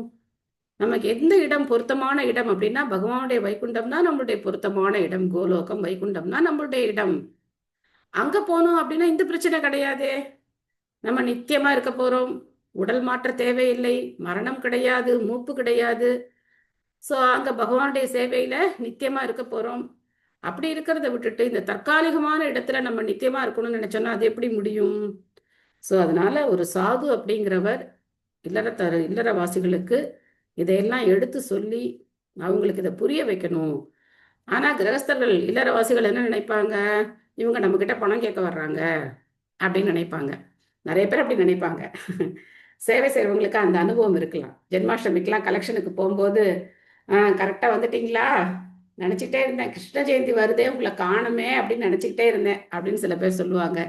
சில பேர் வந்து போன வருஷம் என்ன அமௌண்ட் கொடுத்தோன்னே அதே அமௌண்ட்டு கரெக்டாக எடுத்து வச்சிருக்கேன் இந்தாங்க அப்படின்னு சொல்லி கொடுத்துருவாங்க. இல்லை கொஞ்சம் சேர்த்து கொடுங்க அப்படின்னு நம்ம சொன்னோம் அப்படின்னாக்க இல்லை இதே வாங்கிக்கிங்க அப்படின்னு சொல்லுவாங்க. ஸோ தெருவில் இறங்கி மக்களை பார்க்கும்போது தான் நமக்கு பலவிதமான அனுபவங்கள் ஏற்படும். கிருஷ்ண ஜெயந்திக்காக கலெக்ஷன் பண்ணுறது, அதுக்கப்புறம் கோவில் திருப்பணிக்காக கலெக்ஷன் பண்ணுறது, பகவத்கீதை விநியோகம் பண்ணுறது, பிரச்சாரம் பண்ணுறது, இதெல்லாம் பண்ண போகும்போது தான் எல்லாம் வரும். இதெல்லாமும் நமக்கு ஒரு நல்ல அனுபவங்கள். அடுத்த ஸ்லோகம் போலாம். அக்னி நிஸ்ருஷ்டோ தத்தஸ்ச கரோதாரஸ்ச தூஷிதாக கிருதம் க்ஷேத்ரம் தனம் ஏஷாம் தத்தத்தேத் அபிஷுபிஹிக்யத். மொழிபெயர்ப்பு. யாரை தீ வைத்தும் விஷம் கொடுத்தும் நீர் கொல்ல முயன்றீரோ, யாருடைய மனைவியை நீர் அவமானப்படுத்தீரோ, யாருடைய செல்வத்தையும் ராஜ்யத்தையும் நீர் ஆக்கிரமித்துக் கொண்டீரோ, அவர்களுடைய தயவில் வாழ வேண்டிய இழிவான வாழ்வு இனி தேவையில்லை. ஸோ இவங்களை பாண்டவர்களை இவ்வளோ கொடுமை பண்ணிட்டு அப்புறம் எப்படி ஜம்முன்னு அவங்க தயவில் அப்படி உட்கார்ந்துருக்கீங்க, எப்படி இருக்கும் இல்லையா? இவங்களை கொல்ல பார்த்து எல்லாம் பண்ணி கடைசியில் அவங்க தயவில் உட்காந்து நான் தான் ராஜான்னு உட்கார்ந்துருக்கீங்களே அப்படின்னு சொல்லி கேட்குறார். செல்வகுமாரி மதிச்சு படிக்கிறீங்களா? படிக்கிறேன். மொழிபெயர்ப்பு மற்றும் பொருளுரை வழங்கிய வேதாந்த திரு பக்தி வேதாந்த பிரபுபாதருக்கு ஜெய். ஹரே கிருஷ்ணா. தன்னுணர்வு பெறுவதும் மனித வாழ்வின் முக்தி அடைவதுமே வாழ்வின் நோக்கங்களாகும். இதற்காக வர்ணாசிரம முறை வாழ்வின் ஒரு பகுதியையே ஒதுக்கி வைத்திருக்கிறது. ஆனால் திருதராஷ்டிரரை போன்றவர்கள் வயதான பக்குவத்திலும் வீட்டிலேயே வாழ விரும்புவதுடன் எதிரிகள் போடும் பிச்சையையும் ஏற்றுக்கொள்கின்றனர். இதை சுட்டிக்காட்ட விரும்பிய விதுரர் மனதை புண்படுத்தும் இப்பிச்சையை ஏற்றுக்கொள்வதை விட திருதராஷ்டிரர் அவரது மகன்களைப் போல் சாவது நல்லதென்பதை விதித்துரைக்கிறார். 5000 ஆண்டுகளுக்கு முன் இருந்த திருதராஷ்டிரர் ஒருவர்தான். ஆனால் இப்போது ஒவ்வொரு வீட்டிலும் திருதராஷ்டிரர்கள் உள்ளனர். அரசியல்வாதிகள் மரணம் சம்பவிக்கும் வரை அல்லது எதிரிகளால் கொல்லப்படும் வரை அரசியல் வாழ்விலிருந்து விலகவே மாட்டார்கள். வாழ்வின் இறுதி கட்டம் வரை குடும்ப வாழ்வில் பற்று கொண்டிருக்கும் மிகவும் இழிவான நிலையாகும். எனவே இப்பொழுது இத்தகைய திருதராஷ்டிரர்களுக்கு கல்வி புகட்ட பல விதுரர்கள் தேவைப்படுகின்றனர். ஹரே கிருஷ்ணா. ஹரே கிருஷ்ண மாதாஜி. ஸோ பிரபா சொல்றார், அந்த நாள்ல ஒரு திருதராஷ்டிரர் தான் இருந்தார், இன்னைக்கு வீட்டுக்கு வீடு இருக்காங்க. ஆனா இன்னைக்கு இருக்கிற நிலைமை அதை விட மோசம். யாரும் முதியவர்களை வீட்டில் வச்சு பராமரிக்கிறதுக்கு விரும்புறது கிடையாது. அது இன்னொரு தனி பிரச்சனை போயிட்டு இருக்கு. எல்லாரையும் முதியோர் இல்லங்களை கொண்டு போய் சேர்க்குறாங்க. சரி, அப்படி இருக்கிற அந்த இடத்துல வந்து பகவானுடைய நாமம் சொல்றதுக்கோ இல்லை பகவானை பற்றி கேட்கறதுக்கோ இந்த மாதிரி பாகவதம் படிக்கிறதுக்கோ அவங்களுக்கு ஏதாவது ஏற்பாடு இருக்கா அப்படின்னா அது கிடையாது. அங்கேயும் போய் வந்து புலனின்பத்துக்கான வாழ்க்கை நல்ல சௌகரியமா எப்படி புலனின்பத்தை அனுபவிக்கலாம் அப்படித்தான் நினைக்கிறாங்களே தவிர வேற எதுவும் பகவானை பத்தின சிந்தனைகள் வர்றதுக்கு அங்கேயும் உங்களுக்கு வாய்ப்பு கிடையாது. ஸோ முக்கியமா பிரபுபாதர் இங்க என்ன சொல்றாருன்னா, ஒரு விதுரர் பத்தாது, பல விதுரர்கள் வேணும் அப்படின்னு சொல்றாரு. அப்படின்னா என்ன அர்த்தம்? பல விதுரர்கள் வேணும்னா என்ன அர்த்தம்? திருதராஷ்டிரர்கள் நிறைய இருக்காங்கனால அதான் இல்ல, அதுக்கு என்ன அர்த்தம்? நிறைய சேஞ்சஸ் திருத்தறதுக்கு பக்தி பகவானை பத்தி பேசுறதுக்கு நிறைய பேர் வேணும், நிறைய பிரச்சாரம் பண்ணணும்னு சொல்ற. நிறைய பேர் எல்லாரும் பிரச்சாரம் பண்ணணும். பிரச்சாரம் பண்ணாதான் இந்த பிரச்சனையை வந்து தீர்க்க முடியுமே தவிர நிறைய விதுரர்கள் வேணா. விதுரர் வந்து என்ன பண்றாரு, அவருக்கு எடுத்து சொல்றாரு இல்லையா, இந்த மாதிரி நாம என்ன செய்யணும், மற்றவங்களுக்கு இதை எடுத்து சொல்லணும். விதுரர் மாதிரி இந்த மாதிரி எல்லாம் எடுத்து சொல்ல முடியாது நம்மளால. ஏன்னா அவர் வந்து அண்ணன் அப்படிங்கிறதுனாலயும் அவங்களுக்கு இருக்கிற உறவு முறையினாலையும் இவர் வந்து ரொம்ப ஃபோர்ஸ்ஃபுல்லா எடுத்து சொல்றார். நம்ம அந்த மாதிரி சொல்ல முடியாது. நாம எப்படி சொல்லணும் அப்படின்னா இனிமையா சொல்லணும். ஹரே கிருஷ்ண மந்திரம் ஜபம் பண்ணுங்க, பகவானுக்கு பிரசாதம் போகா நிவேதனம் பண்ணி பிரசாதமா சாப்பிடுங்க. இந்த மாதிரி நீங்க வந்து பகவத்கீதையில சொல்லப்பட்டிருக்கிற விஷயங்களை கேளுங்க அப்படின்னு நம்ம அவங்களுக்கு இனிமையான வார்த்தைகள்ல சொல்லணும். நம்ம போயிட்டு யாராவது பாகவதம் படிச்சிருக்கோம் அப்படின்னு சொல்லிட்டு யார்கிட்டயாவது வயசானவங்கள்ட்ட போய் விதுரர் சொன்ன மாதிரி வார்த்தைகள் நம்ம சொல்ல முடியாது. அது வந்து அந்த மாதிரி பிரச்சாரம் பண்ண முடியாது, அது மாதிரி பண்ணக்கூடாது. ஏன்னா விதுரருக்கும் திருதராஷ்டிரருக்கும் என்ன இருக்கு, உறவு இருக்கு இல்லையா? பல வருஷங்கள் சேர்ந்து அவங்க வாழ்ந்திருக்காங்க. எத்தனையோ தடவை விதுரர் வந்து திருதராஷ்டிரருக்கு இந்த மாதிரி புத்தியெல்லாம் சொல்லியிருக்கார். அதனால திருதராஷ்டிரர் இதை தப்பா எடுத்துக்க மாட்டார். விதுரருக்கும் இது வந்து அவர் வேணும்னு அவரை வந்து என்ன சொல்லல, இந்த மாதிரி ரொம்ப கடுமையான வார்த்தைகளால பேசல. சில இடங்கள்ல கடுமை தேவையா இருக்கு, அந்த மாதிரி கடுமையான வார்த்தைகளை பேச வேண்டியது அவசியமா இருக்கு. ஸோ எனக்கு இந்த மாதிரி தான் பிரச்சாரம் பண்ணாங்க, கடுமையான வார்த்தைகளால தான் எனக்கு பிரச்சாரம் பண்ணாங்க. என்னுடைய தம்பி எனக்கு இப்படித்தான் எடுத்து சொன்னார், நீ வந்து தீவிரவாதிகளை விட கொடுமைக்காரி அப்படின்னு சொன்னார். எனக்கு ரொம்ப ஷாக்கிங்கா இருந்தது. தீவிரவாதிகளை விட நான் கொடுமைக்காரியா, என்ன இப்படி சொல்ற, நான் யாரை போய் கொன்னேன் அப்படின்ன போது, தீவிரவாதியாவது ஏதோ ஒரு காரணம் வச்சு அவன் வந்து குண்டு போட்டு போறான், ஆனா நீ வந்து என்ன பண்ற, கொன்ற மிருகங்களை நீ வந்து மசாலா தடவி சாப்பிட்டுட்டு உட்காந்துருக்க, அதனால தீவிரவாதி உன்னை விட பரவாயில்ல அப்படின்னாரு. அன்னைக்கு விட்டதுதான் நான் வச்சேன், சேச்சே இவ்வளோ மோசமா போயிட்டோமா, தீவிரவாதியை விட மோசமா போயிட்டோமா அப்படின்னு சொல்லி ஒரு வேகம் வந்து விட்டதுதான். ஸோ அது மாதிரி அந்த நமக்கு அந்த உறவு இருந்தது அப்படின்னாக்கா நம்ம என்ன பண்ண மாட்டோம், நம்மளுடைய நன்மைக்காக சொல்றாங்க அப்படின்னு நம்ம புரிஞ்சுப்போம். அந்த மாதிரி இல்லாம பொதுமக்களுக்கு நமக்கு முன்ன பின்ன அறிமுகம் இல்லாதவங்களுக்கு, நமக்கு இல்லை கொஞ்சம் அறிமுகம் இருக்கிறவங்களுக்கு நம்ம அந்த மாதிரி ஏதாவது நம்ம கொஞ்சம் ஒரு வார்த்தை முன்ன பின்ன சொன்னா கூட அவங்களுக்கு அது வந்து மனசு கஷ்டமா இருக்கும். ஆனா ஓரளவுக்கு புரிஞ்சுக்கிட்டதுக்கு அப்புறம் நம்ம எடுத்து சொல்லும்போது புரிஞ்சுப்பாங்க. அதனால பிரச்சாரம்ங்கிற பேர்ல எல்லாரையும் ஓட விட்டுறக்கூடாது, பயந்து ஓடுற மாதிரி செஞ்சிடக்கூடாது. இனிமையான முறையில நம்ம என்ன செய்யணும், பிரச்சாரத்தை நம்ம வந்து செய்யணும். ஹரே கிருஷ்ண மாதாஜி. எஸ் மாதாஜி. இதற்காக வர்ணாசிரம முறை வாழ்வின் ஒரு பகுதியை ஒதுக்கி வைத்திருக்கிறது அப்படின்னா புரியல மாதாஜி. வர்ணாசிரம முறை என்ன சொல்லுங்க. 50 வயசுக்கு மேல வானப்பிரஸ்தம் ம் வானப்பிரஸ்தம், அதுக்கப்புறம் சந்நியாசம் இல்லையா? பிரம்மச்சாரி, கிரகஸ்தம், வானப்பிரஸ்தம், அதுக்கப்புறம் சந்நியாசம். சந்நியாசம். சோ எல்லாரும் குழந்தையில இருந்தே வரணும்ல மாதாஜி. பக்தின்றது குழந்தையில இருந்தே பண்ணணும்னு சொல்லுவாங்க. இதுல அது வர்ணாசிரமம் மட்டும் தனியா குறிப்பிட்டு சொல்லியிருக்காங்களேன்னு கேட்டேன். வர்ணாசிரமத்துல எல்லாம் அடங்கிடுது இல்ல. ஓ சரி சரி. அதாவது வாழ்க்கைய வர்ணாசிரம தர்மப்படித்தான் வாழணும். வாழ்க்கைன்னா அது எப்படி இருக்கணும்? 4 வர்ணங்கள், 4 ஆசிரமங்கள், இதுபடிதான் வாழணும். அந்த மாதிரி வாழல அப்படின்னாக்க அது நமக்கு குழப்பம்தான். பிரம்மச்சரிய வாழ்க்கையில என்ன பண்ண போறாங்க? என்ன கத்துப்பாங்க குருகுலத்துல போய் இல்லையா? பிரம்மச்சாரிகள் குருகுலத்துல போய் எப்படி பகவானுக்கு சேவை செய்யணும், வேதங்களை படிக்கிறது, இதான் அவங்களுக்கு சுவாத்தியாயம், அதான் அவங்களுக்கு முக்கியமான காரியம். அப்புறம் அவங்களால பிரம்மச்சரியத்தை தொடர்ந்து கடைபிடிக்க முடியாது அப்படின்னா கிரகஸ்த ஆசிரமத்தை ஏத்துக்கலாம், தவறு கிடையாது. குருவோட அனுமதியோட திருமணம் பண்ணிக்கிட்டு கிரகஸ்த வாழ்க்கையில அவங்க ஈடுபடலாம். ஆனா 25 வருஷம் தான் கிரகஸ்த வாழ்க்கையில இருக்கணும். 50 வயசுல என்ன பண்ணணும்? வானப்பிரஸ்த வாழ்க்கைக்கு தயாராகிடணும். இப்ப கல்யாணமே 40 வயசுல தான் பண்ணிக்கிறாங்க. அப்புறம் எங்க 50 வயசுல ரிட்டையர்மெண்ட் ஆகுறது இல்லையா? கல்யாணமே இப்ப எவ்வளவு தள்ளி போச்சு பாருங்க.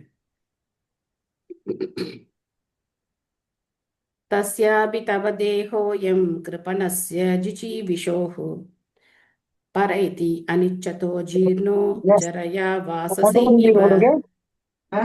சமக்கமா தூக்கி போட்டிருக்க.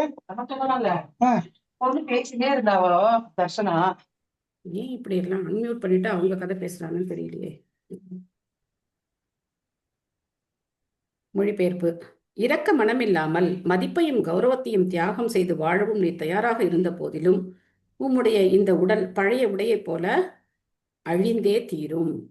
ஸோ பகவத்கீதையில 2வது அத்தியாயத்துல பகவான் சொல்றார், வாசாம்சி ஜீர்ணானி யதா விஹாய நவானி கிருண்ணாதி நரோபராணி ததா ஷரீரானி விஹாய ஜீர்ணானி அந்யானி சம்யானி நவாதி தேஹி அப்படின்னு சொல்றார்.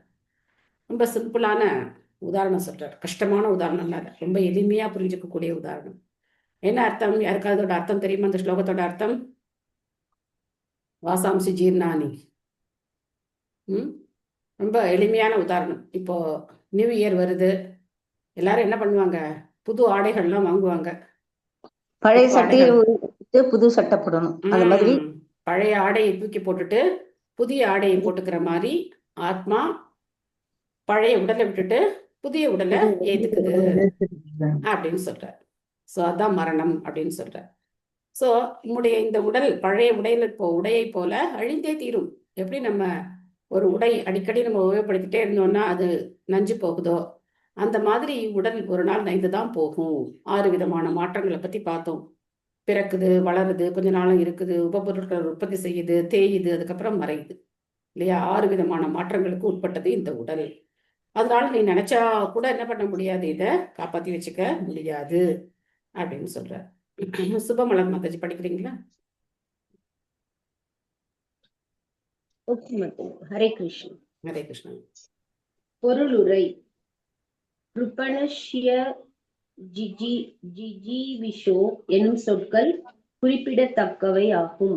இருவகை மனிதர்கள் உள்ளனர். ஒரு பிரிவினர் கிருபணர் என்றும் மற்றவர் பிராமணர் என்றும் அழைக்கப்படுகின்றனர். கிருபணர்கள் அல்லது கருமிகள் தங்களது ஜட உடலை பற்றி தப்பான அபிப்பிராயம் கொண்டிருக்கின்றனர். ஆனால் பிராமணர்களோ தங்களது ஆத்மாவையும் உடலையும் பற்றி நன்கு அறிந்துள்ளனர்.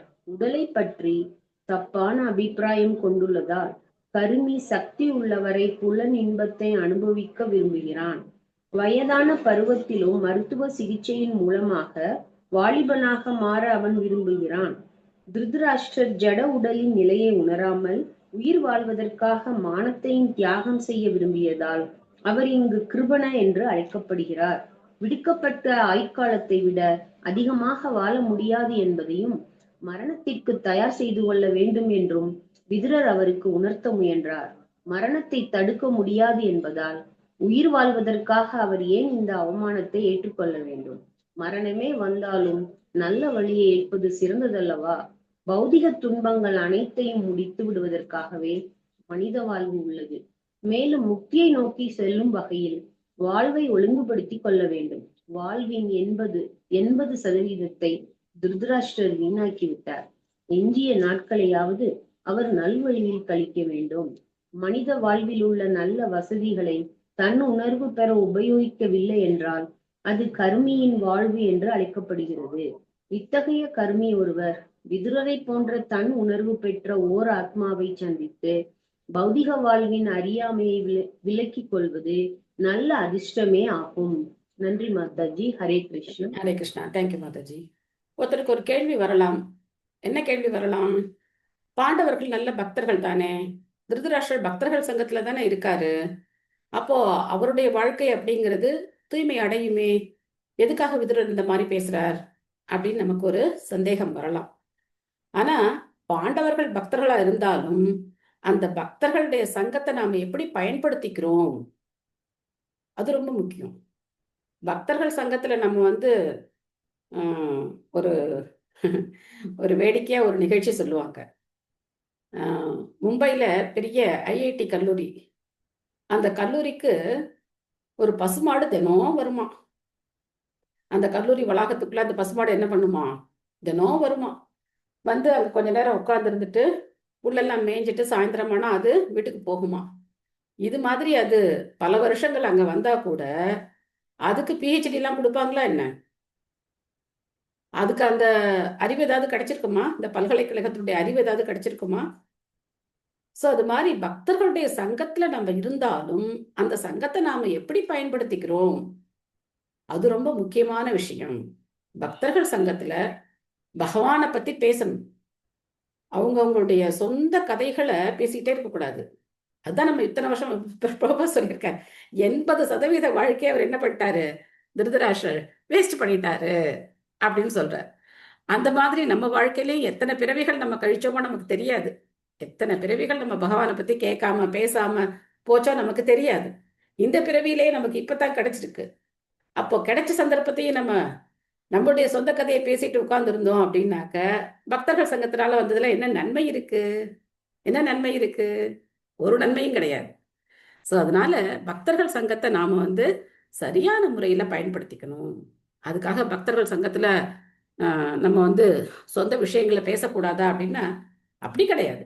நம்ம கேட்கலாம், நீங்களாம் நல்லா இருக்கீங்களா, எப்படி இருக்கீங்க. பிரபுபாதர் ஒவ்வொரு கடிதத்திலையும் எழுதுவார், I hope you meet good wealth அப்படின்னு சொல்லி எழுதுவார். உங்களுடைய உடல் ஆரோக்கியமா இருக்கு அப்படின்னு நான் நினைக்கிறேன். இந்த கடிதம் உங்களுடைய உடல் ஆரோக்கியம் நன்மை எல்லாத்துக்கும் நான் நல்லா இருக்கும் அப்படின்னு சொல்லி நான் நினைக்கிறேன் அப்படின்னு சொல்லி எழுதுவார். ஏன், எதுக்காக ஒவ்வொரு கடிதத்திலையும் பிரபுபாதத்தை குறிப்பிடுறார்? உடல் ஆரோக்கியத்தை பத்தி எதுக்காக ஒவ்வொரு கடிதத்திலையும் குறிப்பிடுவார் பிரபுபாதர்? அவருடைய சிஷ்யர்களுக்கு எழுதக்கூடிய ஒவ்வொரு கடிதத்திலையும் அதை பத்தி சொல்லியிருப்பார். அப்போ நம்மளுடைய சொந்த நலன் அப்படிங்கிறது பகவானுடைய சேவைக்காக நம்ம உடலை நம்ம சரியா நம்ம நல்ல ஒரு ஆரோக்கியமான ஒரு நிலையில வச்சுக்க வேண்டியது ரொம்ப ரொம்ப அவசியம். அதே மாதிரி நமக்கு வர பிரச்சனைகள், பக்தி வாழ்க்கையில நமக்கு ஏற்படக்கூடிய தடங்கல்கள், இதை பத்தியெல்லாம் நம்ம விவாதிக்கிறது ரொம்ப ரொம்ப முக்கியம். ஆனா அது என்ன கிடையாது, சொந்த கதை கிடையாது. நம்ம சும்மா பேசினாதான் அது சொந்த கதை. அந்த மாதிரி இல்லாம நாம இப்போ நிறைய பேர் கேட்குறாங்க, எப்படி வெங்காயம் பூண்டு இல்லாம சமைக்கிறது, எப்படி பகவானுக்கு நிவேதனம் பண்றது, இதெல்லாம் ப்ராக்டிக்கலா நம்ம பேசணும். சும்மா நம்ம புஸ்தக அறிவு மட்டும் படிச்சுட்டு போனோம் அப்படின்னா ஒன்றும் புரியாது. ஸோ அதனால பகவானுக்கு எப்படி பூஜை செய்யறது, பகவானுக்கு எப்படி நைவேத்தியம் பண்றது, நைவேதனம் பண்றதுக்கு என்ன மந்திரம் சொல்றது, இதெல்லாம் அவங்கவுங்க வீட்டில் இருக்கக்கூடிய சில ஒவ்வொருத்தர் வீட்டில் ஒவ்வொரு மாதிரி இருக்கும்.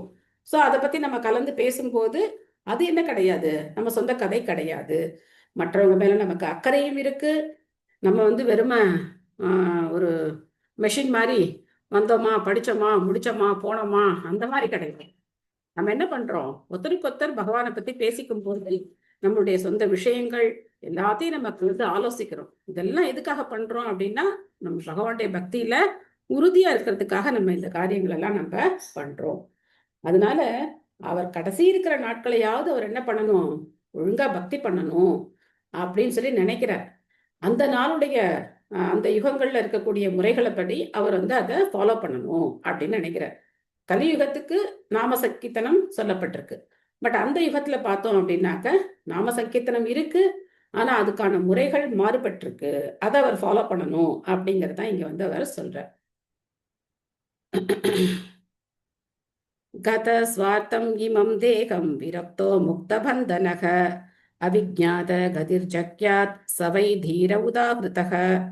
எல்லா கடமைகளிலிருந்தும் விடுபட்டு யாரும் அறியாத ஒரு இடத்திற்கு சென்று அங்கு ஜடவுடல் பயனற்று போகும்போது அதை கைவிடுபவன் தீரன் எனப்படுகிறான். ஸோ இதான் நீங்க பண்ண வேண்டியது அப்படிங்கிறத சொல்லிட்டார். இதுக்கு மேல நேரடியா என்ன சொல்ல முடியும் இல்லையா? சொல்லிட்டார். பொருளுரை அகிலா மதச்சு படிக்கிறீங்களா? ஹரே கிருஷ்ணா மாதாஜி. ஹரே கிருஷ்ணன். பொருளுரை. ஸ்ரீல பிரபுபாதர்க்கு ஜெய். கௌடிய வைஷ்ணவ பரம்பரையில் வந்த ஆச்சாரியரும் சிறந்த பக்தருமான நரோத்தம தாஸ் தாக்கூரர் பின்வருமாறு பாடியுள்ளார். பகவானே, வாழ்வை நான் வீணாக கழித்து விட்டேன். மனித உடலை பெற்றிருந்தும் உம்மை நான் வழிபடவில்லையே. எனவே வேண்டுமென்றே நான் விஷம் குடித்தவன் ஆவேன். அதாவது பகவானின் பக்தி தொண்டை பற்றிய அறிவை பெருக்கிக் கொள்வதற்காகவே மனித உடல் உள்ளது. இந்த அறிவு இல்லை என்றால் வாழ்வு கவலைகளும் துன்பங்களும் நிறைந்ததாகி விடுகிறது. எனவே இத்தகைய பண்பாடற்ற செயல்களில் வாழ்வை வீணடித்து விட்டவன் நண்பர்களுக்கும் உறவினர்களுக்கும் தெரியாமல் வீட்டை விட்டு வெளியேறி விட வேண்டும். இப்படி குடும்பம், சமூகம், நாடு போன்ற எல்லா கடமைகளிலிருந்தும் அவன் விடுபடுவதுடன் எங்கு எப்படி அவன் இறந்தான் என்பது ஒருவருக்கும் தெரியாமல் இருப்பதற்காக யாரும் அறியாத ஒரு இடத்தில் தன் உடலை அவன் நுகுத்து விட வேண்டும். கோபத்திற்கு போதுமான காரணங்கள் இருந்தும் அதனால் கலங்காதவனே தீரனாவான். மனைவி மக்களிடம் அன்பான உறவு கொண்டிருப்பதால் வசதியான குடும்ப வாழ்வை ஒருவனால் துறக்க முடியவில்லை. இத்தகைய தேவையற்ற குடும்ப பாசத்தினால் தன்னுணர்வு பாதையில் தடை ஏற்படுகிறது. இத்தகைய குடும்ப உறவை மறக்க முடிந்தவர் தீரன் அல்லது தைரியசாலி என்று அழைக்கப்படுகிறார். ஆயினும் இத்துறவு வாழ்வு ஏமாற்றம் அடைந்த பௌதீக வாழ்வை ஆதாரமாக கொண்டதாகும். ஆனால் உண்மையான ஞானிகள் மற்றும் தன்னுணர்வு பெற்ற ஆத்மாக்கள் ஆகியோரின் சகவாசத்தினால் மட்டுமே இத்தகைய துறவு வாழ்வை உறுதிப்படுத்த இயலும். இத்தகைய சகவாசத்தினால் ஒருவர் பகவானின் உன்னத அன்பு தொண்டில் ஈடுபடுத்தப்படுகிறார். உன்னதமான சேவையை பற்றிய உணர்வை விழிப்புற செய்வதால் பகவானின் திருவடிகளில் உண்மையாக சரணடைய முடியும். தூய பகவத் பக்தர்களின் சகவாசத்தினால் மட்டுமே இது சாத்தியமாக்கப்படுகிறது. இத்தகைய ஒரு தூய பக்தரான ஒரு சகோதரரை பெரும் பாக்கியம் திருதராஷ்டிரருக்கும் கிடைத்திருந்தது. இவரது சகவாசமே தோல்வியடைந்த வாழ்விலிருந்து முக்தி அடைவதற்கு காரணமாயிற்று. Hare Krishna. Thank you Mataji. Hare Krishna. Thank you Mataji. So Narottama Das தாக்கூருடைய ஒரு கீர்த்தனத்தை பிரபுபாதர் நமக்கு இங்கே பொருளுரையில மேற்கோள் கொடுத்திருக்கார். ஹரி ஹரி பிஃபலே ஜனமகுநாய்னு ಮನುಷ್ಯರ ಜನ್ಮ ಪಾಯ ರಾಧಾ ಕೃಷ್ಣನ ಭಜಿಯ. ಮನುಷ್ಯರ ಜನ್ಮ ಪಾಯ ராதா கிருஷ்ணன பஜிய அப்படின்னு இந்த கீர்த்தனத்துல சொல்லப்படுது. எனக்கு மனித பிறவி கிடைச்சிருக்கு, ஆனா நான் அதை என்ன பண்ணல, ராதாகிருஷ்ணனுடைய அந்த நாமத்தை பாடுறதுக்கோ அவங்களுக்கு சேவை பண்றதுக்கோ நான் அதை உபயோகப்படுத்தல, நான் அதனால வீணாக்கிட்டேன் அப்படின்னு சொல்லிட்டு இந்த கீர்த்தனத்துல அவர் ரொம்ப ஒரு அருமையான ஒரு வரி வரும். கோலோகேர பிரேமாதன ஹரி நாம சங்கீர்த்தன. கோலோகேர பிரேமாதன ஹரி நாம சங்கீர்த்தன அப்படின்னு சொல்ற. இந்த ஹரிநாம சங்கீர்த்தனம் இருக்கே, அது எங்கேருந்து வந்தது? கோலோகத்திலேருந்து வந்தது. ஹரே கிருஷ்ண கிருஷ்ண கிருஷ்ண ஹரே ஹரே, ஹரே ராம ராம ராம ஹரே ஹரே அப்படிங்கிற இந்த மகா மந்திரம் கோலோகேர பிரேம தனம். தனம்னா என்ன? தனம்னா என்ன? செல்வம், பொக்கிஷம், செல்வம், தனம். இது என்ன தனம்? பிரேம தனம். பகவான் மேல அன்பை கொடுக்கக்கூடிய இந்த பிரேம தனம் கோலோகத்துல இது வரைக்கும் பூட்டி வச்சிருந்தார் பகவான். இது வரைக்கும் இந்த பொக்கிஷத்தை யாருக்கும் அவர் திறந்து காட்டவே இல்லை. அப்பேற்பட்ட பொக்கிஷத்தை சைத்தன்ய மகாபிரபு என்ன பண்ணி விட்டார்? திறந்து எல்லாருக்கும் அள்ளி கொடுக்கிறார். கோலோகேர பிரேமதன ஹரிநாம சங்கீர்த்தன அப்படின்னு இந்த கீர்த்தனத்துல வரும். ரொம்ப அற்புதமா இருக்கும். அப்படி இருந்து கூட எனக்கு என்ன வரல, எனக்கு இதுல கவர்ச்சி வரலையே, இந்த ஹரிநாமத்துல எனக்கு எந்த கவர்ச்சியும் இல்லையே அப்படின்னு சொல்லி, அவருக்கு கவர்ச்சி இல்லாம இல்லை, அவர் வந்து மிகப்பெரிய ஆச்சாரியார், நமக்காக பாடுறார். நம்ம தப்பா புரிஞ்சுக்கூடாது. ஏன் அவருக்கு வரல, அவர் என்ன பண்ணிட்டு இருக்காரு அப்படிலாம் நம்ம நினைச்சிடக்கூடாது. அவர் மிகப்பெரிய ஆச்சாரியார் நரோத்தம தாஸ் தாக்கூரார். பட் அவர் வந்து ஒரு தாழ்ந்த மனநிலையில வச்சுக்கிட்டு அவர் வந்து இந்த மாதிரி நம்மளை ரெப்ரசன்ட் பண்ணி இந்த மாதிரி பாடுறார். ஸோ பகவானுடைய பக்தி இல்லைன்னா இந்த உலகம் ரொம்ப துன்பமான உலகம், கவலைகளும் துன்பங்களும் ஏக்கங்களும் நிறைந்த இந்த உலகம். எப்போ பகவானுடைய பக்தி பண்ணி நாம் வந்து இந்த உலகத்தில் நம்ம வாழ்க்கையை அர்த்தமுள்ளதாக மாற்றிக்கணும். அதுக்கு பார்த்தோம் அப்படின்னாக்க, திருதராஷ்டருக்கு அவருடைய சகோதரர் அருமையாக கிடைச்சிருக்காரு விதுரர். நானும் அப்படித்தான் இருந்தேன் திருதராஷ்டர் மாதிரி. எனக்கு என்னுடைய சகோதரர் மூலமாக, திரு ஹரிலீலா பிரபு மூலமாக எனக்கு இந்த கிருஷ்ண பக்தி கிடைச்சிது. அது மாதிரி உங்கள் எல்லாருக்கும் திரு பலபத்ர பிரபு மூலமாக எல்லாருக்கும் இந்த கிருஷ்ண பக்தி கிடைச்சிருக்கு. ஸோ நமக்கு கிருஷ்ண பக்தி கொடுத்தவங்கள நாம் வந்து ரொம்ப மரியாதையோடும் அவங்களோட நம்ம வந்து எப்பவுமே அந்த நன்றி விசுவாசத்தோடு நம்ம இருக்கணும். ஆமா மாதாஜி, அதை மட்டும் நம்ம மாதாஜி மறக்கவே எனக்கு கூட எங்க கூடாது. தம்பி தான் மாதாஜி சொல்லி கொடுத்தா அப்படி கிளாஸ் அதுல பாகவதம் படிக்கிறோம் மாதாஜி. ஜாயின் பண்ணி விட்டா அப்படிங்க மாதாஜி. அப்படியா? சூப்பர் ஆமா சூப்பர். மாதாஜி. எங்க தம்பி மூலமா தான் மாதாஜி எனக்கு இந்த கிருஷ்ண பக்தி இது கிடைச்சது. Super super. ஸோ அதனால நமக்கு கொடுத்தவங்கள நம்ம எப்பவுமே எப்படி இருக்கணும், ரொம்ப நன்றியோட விசுவாசத்தோட எப்பவுமே நம்ம அவங்களுக்கு வந்து நாம உயர்ந்த நிலைக்கு போயிட்டோம் நம்ம என்னைக்குமே நினைக்கக்கூடாது. எப்பவுமே வந்து அந்த பணிவான மனோநிலையோட நம்ம இருந்து அவங்களுக்கு நம்ம சேவை செய்யணும். நமக்கு கொடுத்தவங்களுக்கு நம்ம என்ன செய்யணும், சேவை செய்யணும். எப்படி சேவை செய்யலாம் நம்ம அவங்களுக்கு சொல்லுங்க பார்க்கலாம். நமக்கு கிருஷ்ண பக்தியை கொடுத்தவங்களுக்கு நம்ம எப்படி சேவை செய்யலாம்? அவங்க சொல்றத ஃபாலோ பண்ணணும், மிச்சவங்களுக்கு எடுத்து சொல்லணும். சூப்பர், 2 பாயிண்ட்டை கரெக்டா சொல்லிட்டீங்க. அவங்க சொல்றத ஃபாலோ பண்ணணும், அதுக்கப்புறம் நம்ம அதை மற்றவங்களுக்கு எடுத்து சொல்லணும். இதுதான் அவங்களுக்கு நம்ம செய்யக்கூடிய சேவை. நேரம் நம்ம பார்க்கும்போது கண்டிப்பா என்ன செய்யணும், பஸ்ல வரும்போது இல்ல பாக்குறதுக்கு நீ சார்ஜர் வேணா நீ கேட்க மாட்டேற, அதனாலதான் நான் பஸ்ல அமுத்தி போட்டு வந்துடுறேன்.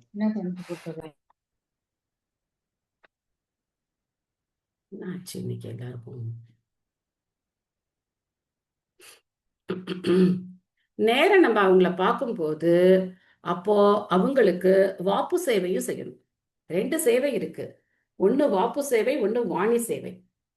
வாப்பு சேவைனா என்ன அப்படின்னா, அவங்க சரீரத்துக்கு நம்ம சேவை செய்யறது, அவங்களுக்கு பிரசாதம் பண்ணி கொடுக்கறது, அவங்க துணிகளை துவைச்சு போடுறது, அவங்களுக்கு வேற ஏதாவது உதவி வேணும்னா அதை செய்யறது, அவங்க லக்கேஜ் எடுத்துட்டு போறது, இதெல்லாம் நம்ம செய்யணும். நம்ம என்ன எதிர்பார்க்க கூடாது, டூர் ஆர்கனைஸ் பண்ணியிருக்காரு இவர் தான் எல்லாத்தையும் செய்யணும், நம்ம பணம் கொடுத்துட்டோம் இவர் தான் என்ன பண்ணணும், எல்லாத்தையும் இவர் தான் பார்த்துக்கணும், நான் அதெல்லாம் ஒன்றும் பண்ண மாட்டேன், நான் பணம் கொடுத்துட்டேன், அப்படிலாம் நம்ம நினைக்கவே கூடாது. நம்ம என்ன செய்யணும், நம்மளால மற்ற பக்தர்களுக்கு என்ன மாதிரி உதவி செய்ய முடியும், கூட வந்திருக்கிற பக்தர்களுக்கும் உதவி செய்யணும். அதே மாதிரி நமக்கு கிருஷ்ண பக்தியை கொடுத்த அவருக்கும் நம்ம என்ன செய்யணும், உதவி செய்யணும். ஏதாவது அவங்க எதிர்பார்க்க மாட்டாங்க. பக்தர்கள் எப்பவுமே வந்து நான் இவ்வளோ பண்ணியிருக்கேன் எனக்கு நீங்கள்லாம் சேவை செய்யணும் அப்படிலாம் எதிர்பார்க்க மாட்டாங்க. பட் நம்ம நன்றியோட என்ன செய்யணும், அந்த நாளில் அப்படித்தான் இருந்தது. குருகுலம் அப்படிங்கிறது வேற என்ன, குருவுக்கு சேவை செய்வாங்க, குரு சொல்ற வேலையெல்லாம் செய்வாங்க. அப்போ குரு அன்னைக்கு சந்தோஷமா இருந்தார் அப்படின்னா கூப்பிட்டு பாடம் சொல்லி கொடுப்பார். இல்லைன்னா பாடம் கிடையாது, கேட்க முடியாது குரு கிட்ட. என்ன 4 மணி ஆச்சு இன்னும் நீங்க வரல அப்படிலாம் நம்ம கேட்க முடியாது. குரு எப்போ சந்தோஷப்பட்டு சிஷ்யர்களை கூப்பிட்டு ஓகே இன்னைக்கு வகுப்பு இருக்கு வாங்க எல்லாரும் வந்து உட்காருங்க அப்படின்னா போய் உட்காந்து நம்ம கேட்கணும். அப்படி இருந்த காலம். ஆனா இன்னைக்கு என்ன ஆச்சு, எல்லாம் தலைகீழ போச்சு. நம்ம போயிட்டு என்ன பண்றோம், வாங்க வாங்கன்னு எல்லாரையும் கூப்பிட்டு ஒரு மந்திரம் சொல்லுங்க, ஒரு தடவை ஹரே கிருஷ்ணா சொல்லுங்க, ஒரு தடவை ஹரே கிருஷ்ணா சொல்லுங்க, பகவத்கீதை கேளுங்க, பாகவதம் கேளுங்க அப்படின்னு சொல்லி. ஏன்னா சைத்தன்ய மகாபிரபுடைய கருணை அந்த மாதிரி இருக்கு. சைத்தன்ய மகாபிரபு யாருக்கு விருப்பம் இருக்கு ஹரிநாமத்தை ஏத்துக்கிறதுக்கு, யாருக்கு விருப்பம் இல்லை அப்படிலாம் பார்க்கல, எல்லாருக்கும் கொடுக்குறார். சோஷியல பிரபுபாதருடைய கருணையினால நாம என்ன பண்றோம் அப்படின்னாக்க, இது உள்டாலக்கடி மெத்தடு. நம்ம போய் மற்றவங்களை பார்த்து இதை கொடுக்குறோம். பட் நம்ம என்ன செய்யணும், அதுக்கு பதிலா அதே மாதிரி நம்மளும் வந்து அந்த கருணையை மற்றவங்களுக்கு கொடுக்கணும். அதே சமயத்துல நமக்கு சொன்னவங்களுக்கும் நம்ம வந்து ரொம்ப விசுவாசத்தோட நன்றியோட எப்பவுமே அதை நம்ம வந்து மறக்கவே கூடாது. நம்ம வாழ்க்கையில அதை வந்து மறக்கவே கூடாது. அது ரொம்ப ரொம்ப முக்கியமான ஒரு விஷயம். அடுத்த ஸ்லோகம். யக ஸ்வாகத் பரதோ வேக ஜாத நிர்வேத ஆத்மவான் ஹிருதி கிருத்வா ஹரிம் கேகாத் பிரவ்ரஜேத் ச நரோத்தமஹ.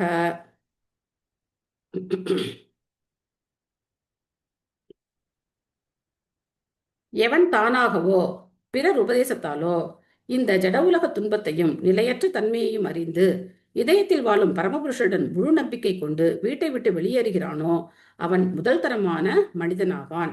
நர உத்தம அப்படின்னா முதல் தரமானவர். நர அதம அப்படின்னா மனிதர்களில் கீழ்நிலையானவர். நரோத்தம, உத்தம அப்படின்னா உயர்ந்தவர். அதம அப்படின்னா ரொம்ப ரொம்ப தாழ்ந்தவர், மனிதர்கள்ல தாழ்ந்தவர் அதம அப்படின்னா. பட் இங்க வந்து ஒருத்தருக்கு தானாவது தெரியணும், இல்ல மத்தவங்க எடுத்து சொன்னாலாவது அவங்க என்ன பண்ணணும், புரிஞ்சுக்கணும். அப்படி புரிஞ்சுக்கிட்டு யார் வந்து வீட்டை விட்டு வெளியில கிளம்புறாங்களோ அவங்க உத்தமர்கள். பட் இன்னைக்கு அந்த காடெல்லாம் கிடையாது, நம்ம போய் காட்டுல தவம் பண்ண வேண்டிய அவசியம் எல்லாம் கிடையாது. அதுக்காகத்தான் ஒவ்வொரு ஊர்லயும் ஒவ்வொரு கிராமத்துலயும் கிருஷ்ண பக்தி இயக்கம், ஒரு சென்டர் இஸ்கான் இயக்கம் இருக்கு. அங்க போய் நம்ம வந்து பகவானுக்கு சேவை செய்யலாம். நம்ம வீட்டுல இருந்தபடிக்கே அங்க போய் 1 மணி நேரமோ 2 மணி நேரமோ நம்மளால எத்தனை நேரம் முடியுமோ அங்க போய் நம்ம பகவானுக்கு சேவை செய்யலாம். இது ஒரு நல்ல வாய்ப்பு பிரபுபாதர் நமக்கு ஏற்படுத்தி கொடுத்திருக்கார். சம்பூர்ண மாதாஜி படிக்கிறீங்களா? படிக்கிறேங்க மாதாஜி. ஹரே கிருஷ்ணா மாதாஜி. ஹரே கிருஷ்ணா. பொருளுரை வழங்கிய பக்தி வேதாந்த சுவாமி ஸ்ரீல பிரபுபாதருக்கு ஜெய். மூவகையான ஆன்மீகிகள் உள்ளனர். அவர்கள் 1 தீரன் அல்லது குடும்ப சகவாசத்தை விட்டு பிரிவதால் கலக்கமடையாதவன். 2 பௌதீக வாழ்வில் தோல்வி அடைந்ததால் துறவரம் ஏற்றவன். மற்றும் பகவானின் உண்மையான பக்தன். இவன் பகவான் நாமத்தை கேட்பதாலும் பாடுவதாலும் இறையுணர்வை ஏற்படுத்தி கொண்டு இதயத்தில் வாழும் பகவானையே முற்றிலும் நம்பியவனாய் வீட்டை விட்டு வெளியேறுகிறான். பௌதீக வாழ்வில் தோல்வி அடைந்து துறவரத்தை மேற்கொள்வது தன்னுணர்வு பாதையில் முதற்படியாகும். ஆனால் பரமாத்மாவாக அவர் அனைவரது இதயத்திலும் வாழும் பரமபுருஷ பகவானையை முழுமையாக நம்பியிருக்கும் பயிற்சியை பெறும் பொழுதுதான் முக்தி அடையும் வழியில் உண்மையான பூரணத்துவம் கிடைக்கிறது. ஒருவன் வீட்டை துறந்து அடர்ந்த காட்டில் தனியாக வாழக்கூடும். ஆனால் நிலையான பக்தன் ஒருவன் தான் தனியாக இல்லை என்பதை நன்கறிவான். பகவான் எப்பொழுதும் அவனுடனேயே இருக்கிறார். மேலும் எந்த ஆபத்தான சூழ்நிலையிலும் உண்மையான பக்தனை அவரால் காப்பாற்ற முடியும். எனவே ஒருவர் தூய பக்தர்களின் சகவாசத்தில் பகவானின் புனித நாமம், குணம், உருவம், லீலைகள் மற்றும் பரிவாரம் போன்றவைகளை பற்றி கேட்டும் பாடியும் வீட்டிலேயே பக்தி தொண்டை பயில வேண்டும். இப்பயிற்சியை எந்த அளவுக்கு ஒருவர் மேற்கொள்கிறாரோ அந்த அளவிற்கேற்ப இறையுணர்வை எழுப்ப அது அவருக்கு உதவும். பகவான் எல்லோருடைய இதயத்திலும் அமர்ந்திருக்கிறார் என்றாலும் இத்தகைய பக்தி தொண்டால் பௌதிக லாபத்தை அடைய விரும்புவரால் ஒருபோதும் பகவானை நம்பி இருக்க முடியாது. பௌதீக லாபத்துக்காக பகவானை வழிபடுபவர்களுக்கு அவர் வழிகாட்ட மாட்டார். இத்தகைய பௌதீகமான பக்தர்களுக்கு பகவான் பௌதீக நன்மைகளை அளிக்கக்கூடும். ஆனால் மேலே குறிப்பிட்ட முதல் தரமான மனிதனின் நிலையை அவர்களால் அடைய முடியாது. உலக சரித்திரத்தில் குறிப்பாக இந்தியாவில் இத்தகைய தூய பக்தர்களின் உதாரணங்கள் பல உள்ளன. மேலும் தன்னுணர்வு பாதையில் அவர்களே நமக்கு வழிகாட்டிகளாக உள்ளனர். மகாத்மா விதுரர் இத்தகைய தூய பக்தர்களில் ஒருவராவர். மேலும் தன்னுணர்வை பெற நாம் அனைவரும் அவரது தாமரை பாத சுவடைகளை பின்பற்ற வேண்டும். Hare Krishna. Thank you Mataji. Hare Krishna. Thank you Mataji. Thank you Mataji. So அதனால ஒருத்தர் வந்து இந்த காலத்துல வீட்டை விட்டு போகணுங்கிற அவசியம் கிடையாது. வீட்டில இருந்தே அவங்க வந்து பக்தி பண்ணலாம் அப்படிங்கிறதையும் பிரபுபாதர் நமக்கு சொல்றார். 3 வகையான ஆன்மீகிகள். ஒருத்தர் வந்து குடும்ப வாழ்க்கையை விட்டு பிரியறதுனால கொஞ்சம் கூட கலக்கமடையாம இருக்கிறவர் தீரர். இது முதல் நிலை. தீரர் அப்படிங்கிற நிலை பக்தர் கிடையாது, அவர் தீரர். பட் அவருக்கு வந்து அந்த ஆத்ம ஞானம் எல்லாம் இருக்கு. அடுத்தது யாரு அப்படின்னா பௌதிக வாழ்க்கையில தோல்வி அடைஞ்சு சன்னியாசம் ஏத்துக்கிறவங்க. நிறைய பேர் அப்படித்தான் நினைக்கிறாங்க. யாராவது ஒருத்தர் வந்து பிரம்மச்சாரி ஆயிட்டாங்க அப்படின்னாக்க இவங்களுக்கு இந்த மாதிரி பணம் சம்பாதிக்க தெரியல, அதனால போய் இந்த மாதிரி இருக்காங்க அப்படின்னு நினைக்கிறாங்க. இல்ல குடும்ப வாழ்க்கை நடத்த முடியாது, அதனால இந்த மாதிரி ஆயிட்டாங்க அப்படின்னு நினைக்கிறாங்க. எல்லாரும் அந்த மாதிரி எல்லாம் கிடையாது. ஆனா சில பேர் அப்படி இருக்கிறவங்களும் இருக்கு. அதுக்கப்புறம் யாரு? பகவானுடைய உண்மையான பக்தன். அவர் வந்து எல்லா விதமான சௌகரியங்களும் இருந்தாலும் அவர் என்ன பண்றார்? பக்திக்காக எல்லாத்தையும் துறந்துடுறார். அப்படி இருக்கிறவர் உண்மையான பக்தர். சோ விதுரர் அந்த மாதிரி ஒரு தூய பக்தர். பிரபுபா சொல்றார், நாம் அனைவரும் அவரது தாமரை பாத சுவடுகளை பின்பற்ற வேண்டும் அப்படின்னு சொல்றார். எவ்வளவு எளிமையான ஒரு மனநிலையில பிரபுபா இதை எழுதுறார் பாருங்க.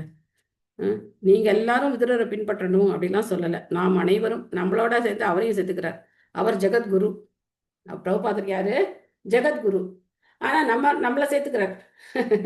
நாம எங்க, பிரபுபாதர் எங்க? பட் இதெல்லாம் என்னது அப்படின்னாக்க ஆச்சாரியருடைய ஒரு பணிவு, கருணை.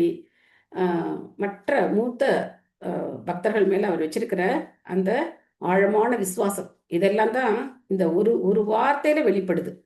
இது சொல்லியிருக்கலாம்ல சாதாரணமா, நீங்க எல்லாரும் விதுரரை ஃபாலோ பண்ணுங்க, எழுதிருக்கலாம்ல. ஏன் எழுதுற? நாம் அனைவரும் எதுக்காக எப்படி எதுக்காக எழுதணும்? பிரபுபாதர் எப்பவுமே அப்படித்தான் சொல்லுவார். ஐ அப்படின்னு எப்பவுமே சொல்ல மாட்டார். ஐ அப்படிங்கறது சொல்ல மாட்டார். அதாவது இங்கிலீஷ்ல வி அப்படின்னு சொல்லுவார். வி அப்படிங்கிறதுக்கு அர்த்தம் அவர் வந்து எப்பவுமே பகவானோட துணையில இருக்கார் அப்படிங்கிறது ஒண்ணு. இன்னொன்னு என்ன அப்படின்னாக்க, எப்பவுமே தன்னை ஒரு பணிவான மனநிலையில வச்சு அவர் வந்து சொல்றது. அதோ தீஷிம் திஷம் யாது ஸ்வைர் அஜ்ஞாத கதிர்பவான் இதோர்வாக் பிராயச்ச காலக பும்சாம் குண விகர்ஷனக. எனவே மக்களின் நற்குணங்களை குறைத்துவிட போகும் அக்காலம் விரைவில் வரப்போகிறது என்பதால் உறவினர்களுக்கு அறிவிக்காமல் தயவு செய்து உடனே வடக்கு நோக்கி புறப்படுங்கள். என்ன காலம் வரப்போகுது? என்ன காலம் வரப்போகுது? கலியுகம் தொடங்க போகுது. கலியுகம் தொடங்க போகுது. இந்த துவாபரகம் முடிஞ்சிட போகுது. கலியுகத்துல என்ன ஆக போகுது? மக்களுடைய எல்லா நற்குணங்களும் குறைஞ்சிட போகுது. அந்த காலம் வரப்போகுது. அதனால உடனே நீங்க வடக்கு நோக்கி புறப்படுங்க அப்படின்னு சொல்றார். ஏற்கனவே அவங்க அங்கதான் இருக்காங்க, டெல்லி ஹஸ்தினாபுரத்துல தான் இருக்காங்க. அங்கேருந்து இமயமலை கொஞ்சம் கிட்டதான். அதனால உடனே புறப்படுங்க அப்படின்னு சொல்றார். சாந்தி மாதாஜி படிக்கிறீங்களா? 2 சாந்தி இருக்கீங்க. ஹரே கிருஷ்ண மாதாஜி. எம் சாந்தி படிக்கிறீங்க மாதாஜி. பொருள் இழந்த ஜெயில பெறுவதற்கு தேவ் சொந்த நன்மைக்காக உறவினர்களிடம் சொல்லிக் கொள்ளாமல் வீட்டை விட்டு புறப்படுவதன் மூலமாக அல்லது தீராவதன் மூலமாக ஏமாற்றமான வாழ்வுக்கு ஈடுகட்டலாம். மேலும் கலியும் விரைந்து வருவதால் தாமதமின்றி இவ்வழியை ஏற்கும்படி விதுரர் தமது தமையனுக்கு அறிவுரை கூறினார்.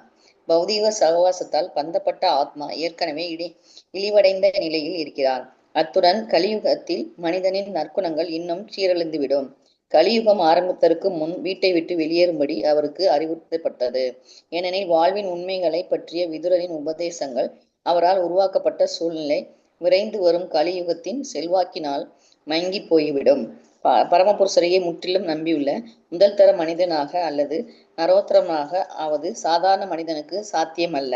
யாரொருவன் எல்லா பாவச் செயல்களிலிருந்தும் முற்றிலும் விலகியிருக்கின்றானோ அவனால் மட்டுமே பகவான் ஸ்ரீ கிருஷ்ணரை முழுமையாக நம்பியிருக்க முடியும் என்று பகவத்கீதை 7:28 கூறுகிறது. ஒரு துறவியாகவோ அல்லது நரோத்தமராகவோ மாறுவது சாத்தியமில்லை என்றால் ஆரம்பத்தில் குறைந்தது ஒரு தீரனாவது இருக்க வேண்டும் என்று திருதராஷ்டிரருக்கு விதுரர் அறிவுரை கூறினார். தன்னுணர்வு பாதையில் மேற்கொள்ளப்படும் விடாப்பிடியான முயற்சி தீரனின் நிலையிலிருந்து நரோத்மரின் நிலைக்கு உயர ஒருவருக்கு உதவும் யோக முறையை நீண்ட காலமாக பயின்ற பிறகுதான் தீரனின் நிலையை அடையப்படுகிறது. ஆனால் விதுரரின் கருணையால் தீரனின் நிலையை அடைவதற்குரிய வழிமுறைகளை ஏற்க முன் வருவதாலேயே ஒருவரால் உடனே அந்த நிலையை அடைய முடியும். தீரனின் நிலை துறவு நிலைக்கு தயார் செய்யும் நிலையாகும். துறவு நிலையோ பரமஹம்சரின் நிலைக்கு அல்லது முதல் தரமான பக்தரின் நிலைக்கு தயாராகும் நிலையாகும். ஹரே கிருஷ்ணா மாதாஜி. நன்றி மாதாஜி. ஹரே கிருஷ்ணா. ஸோ தீரன் அப்படிங்கிற நிலை முன்னாடியே பார்த்தோம். குடும்பத்தை விட்டு பிரிஞ்சு வந்த போதும் கலக்கம் அடையாம இருக்கிறவங்க தான் தீரர்கள் அப்படின்னு பார்த்தோம்.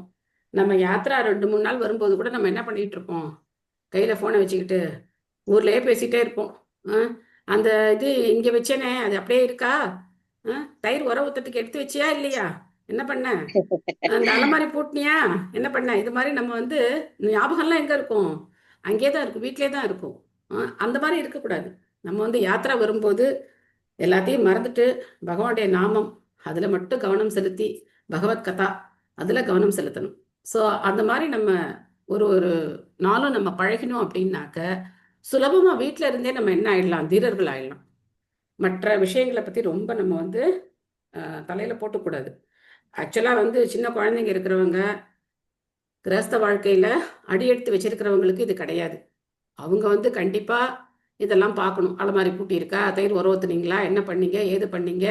ஒவ்வொரு பைசாவும் கணக்கு பார்க்கறது அதெல்லாம் அவங்க பார்த்துக்க வேண்டியது.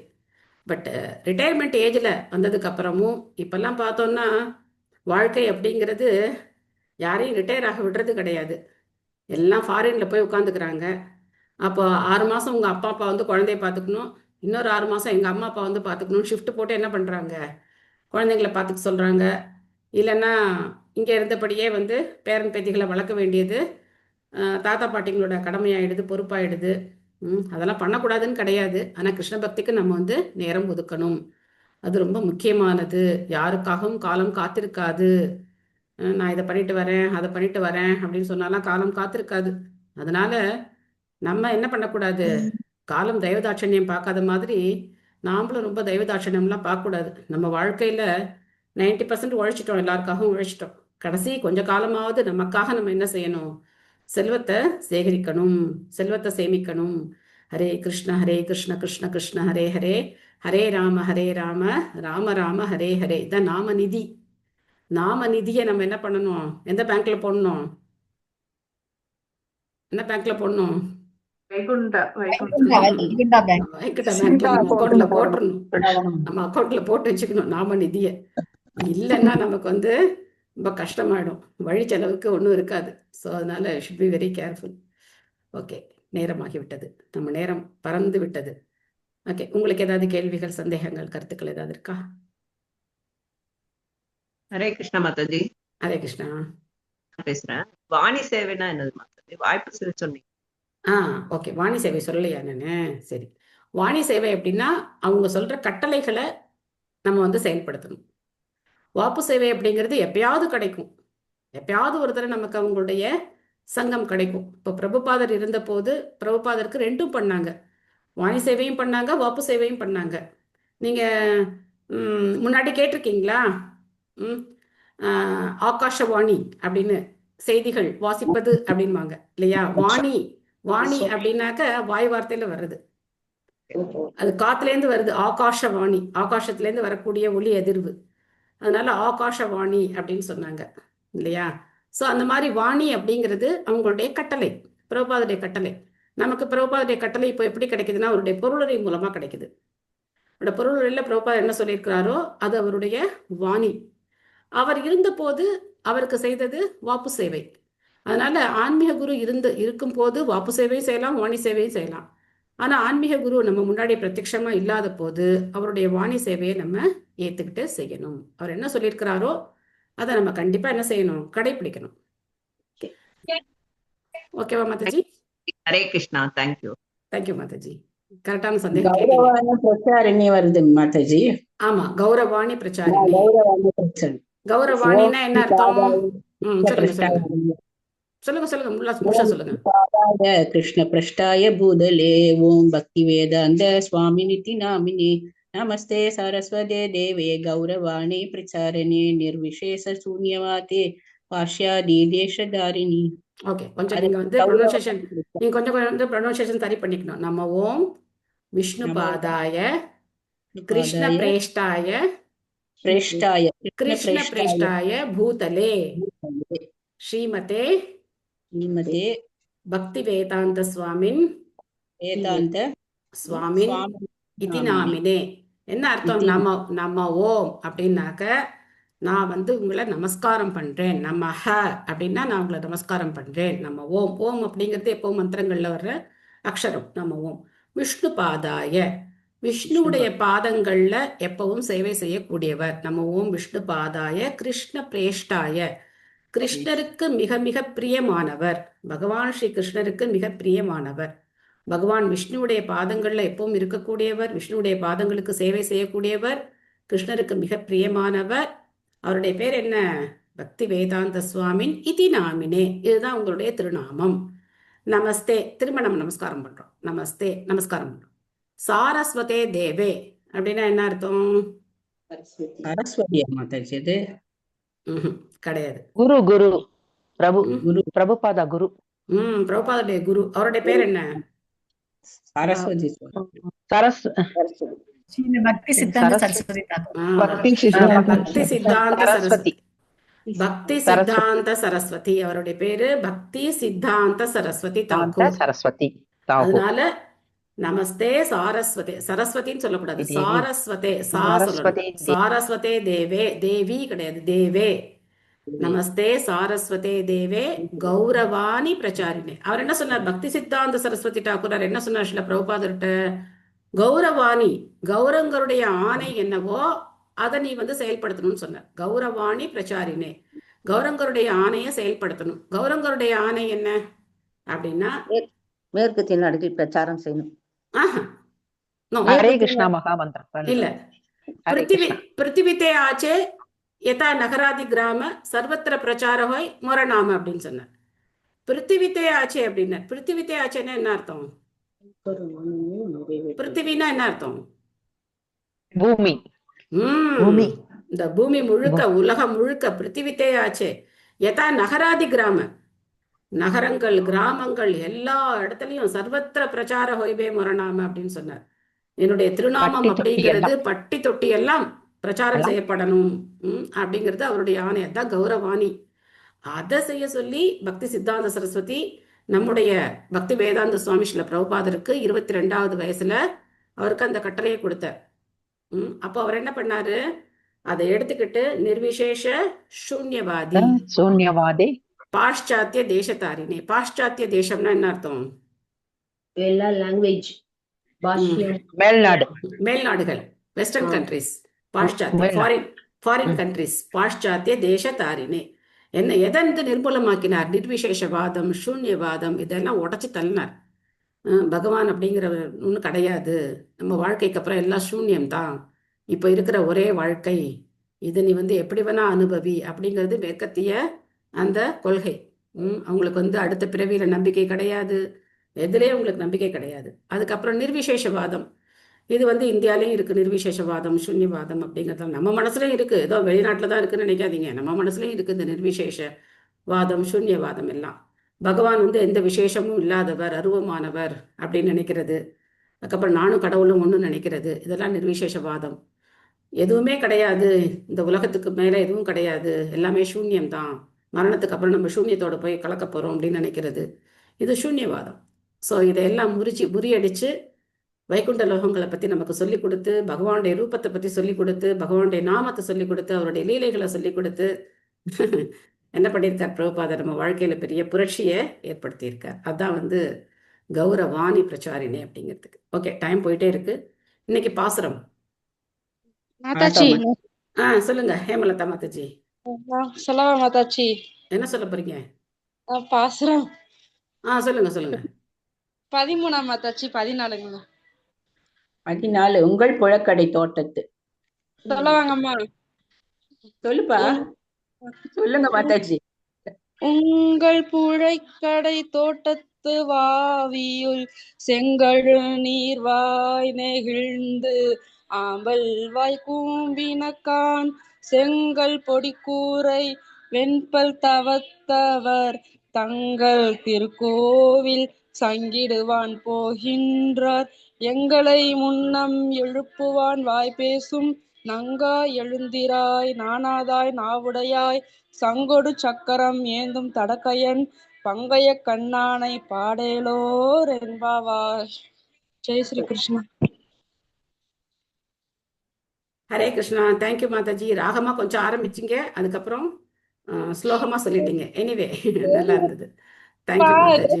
கோவிலுக்கு போய் அப்படி படிக்கிற ராகத்துல அப்படி படிச்சுட்டேன் மாதாஜி. இப்ப ராகம் வரமாட்டேங்குது மாதாஜி. அந்த அம்மா மாதாஜி இல்ல சொன்னா போதும், அவ்வளவுதான். ராகமா பாடுறது நல்லது, பட் ஓகே, எல்லாரும் முயற்சி பண்றோம் தானே. தேங்க்யூ மாதாஜி. ஹரே கிருஷ்ணா. ஹரே கிருஷ்ணா. ஹரே கிருஷ்ணா. தேங்க்யூ. ஹரே கிருஷ்ணா மாதாஜி. ஹரே கிருஷ்ணா. ஹரே கிருஷ்ணா குட்டீஸ். ஹரே கிருஷ்ணா மாதாஜி. ஹரே கிருஷ்ணா. ஹரே கிருஷ்ணா. மாதாஜி பாப்பா வரைஞ்சாங்க மதியானம். வரைஞ்சிருக்கு அழகா. ஹரி போல். கிருஷ்ணரை வரைஞ்சிருக்காங்களே.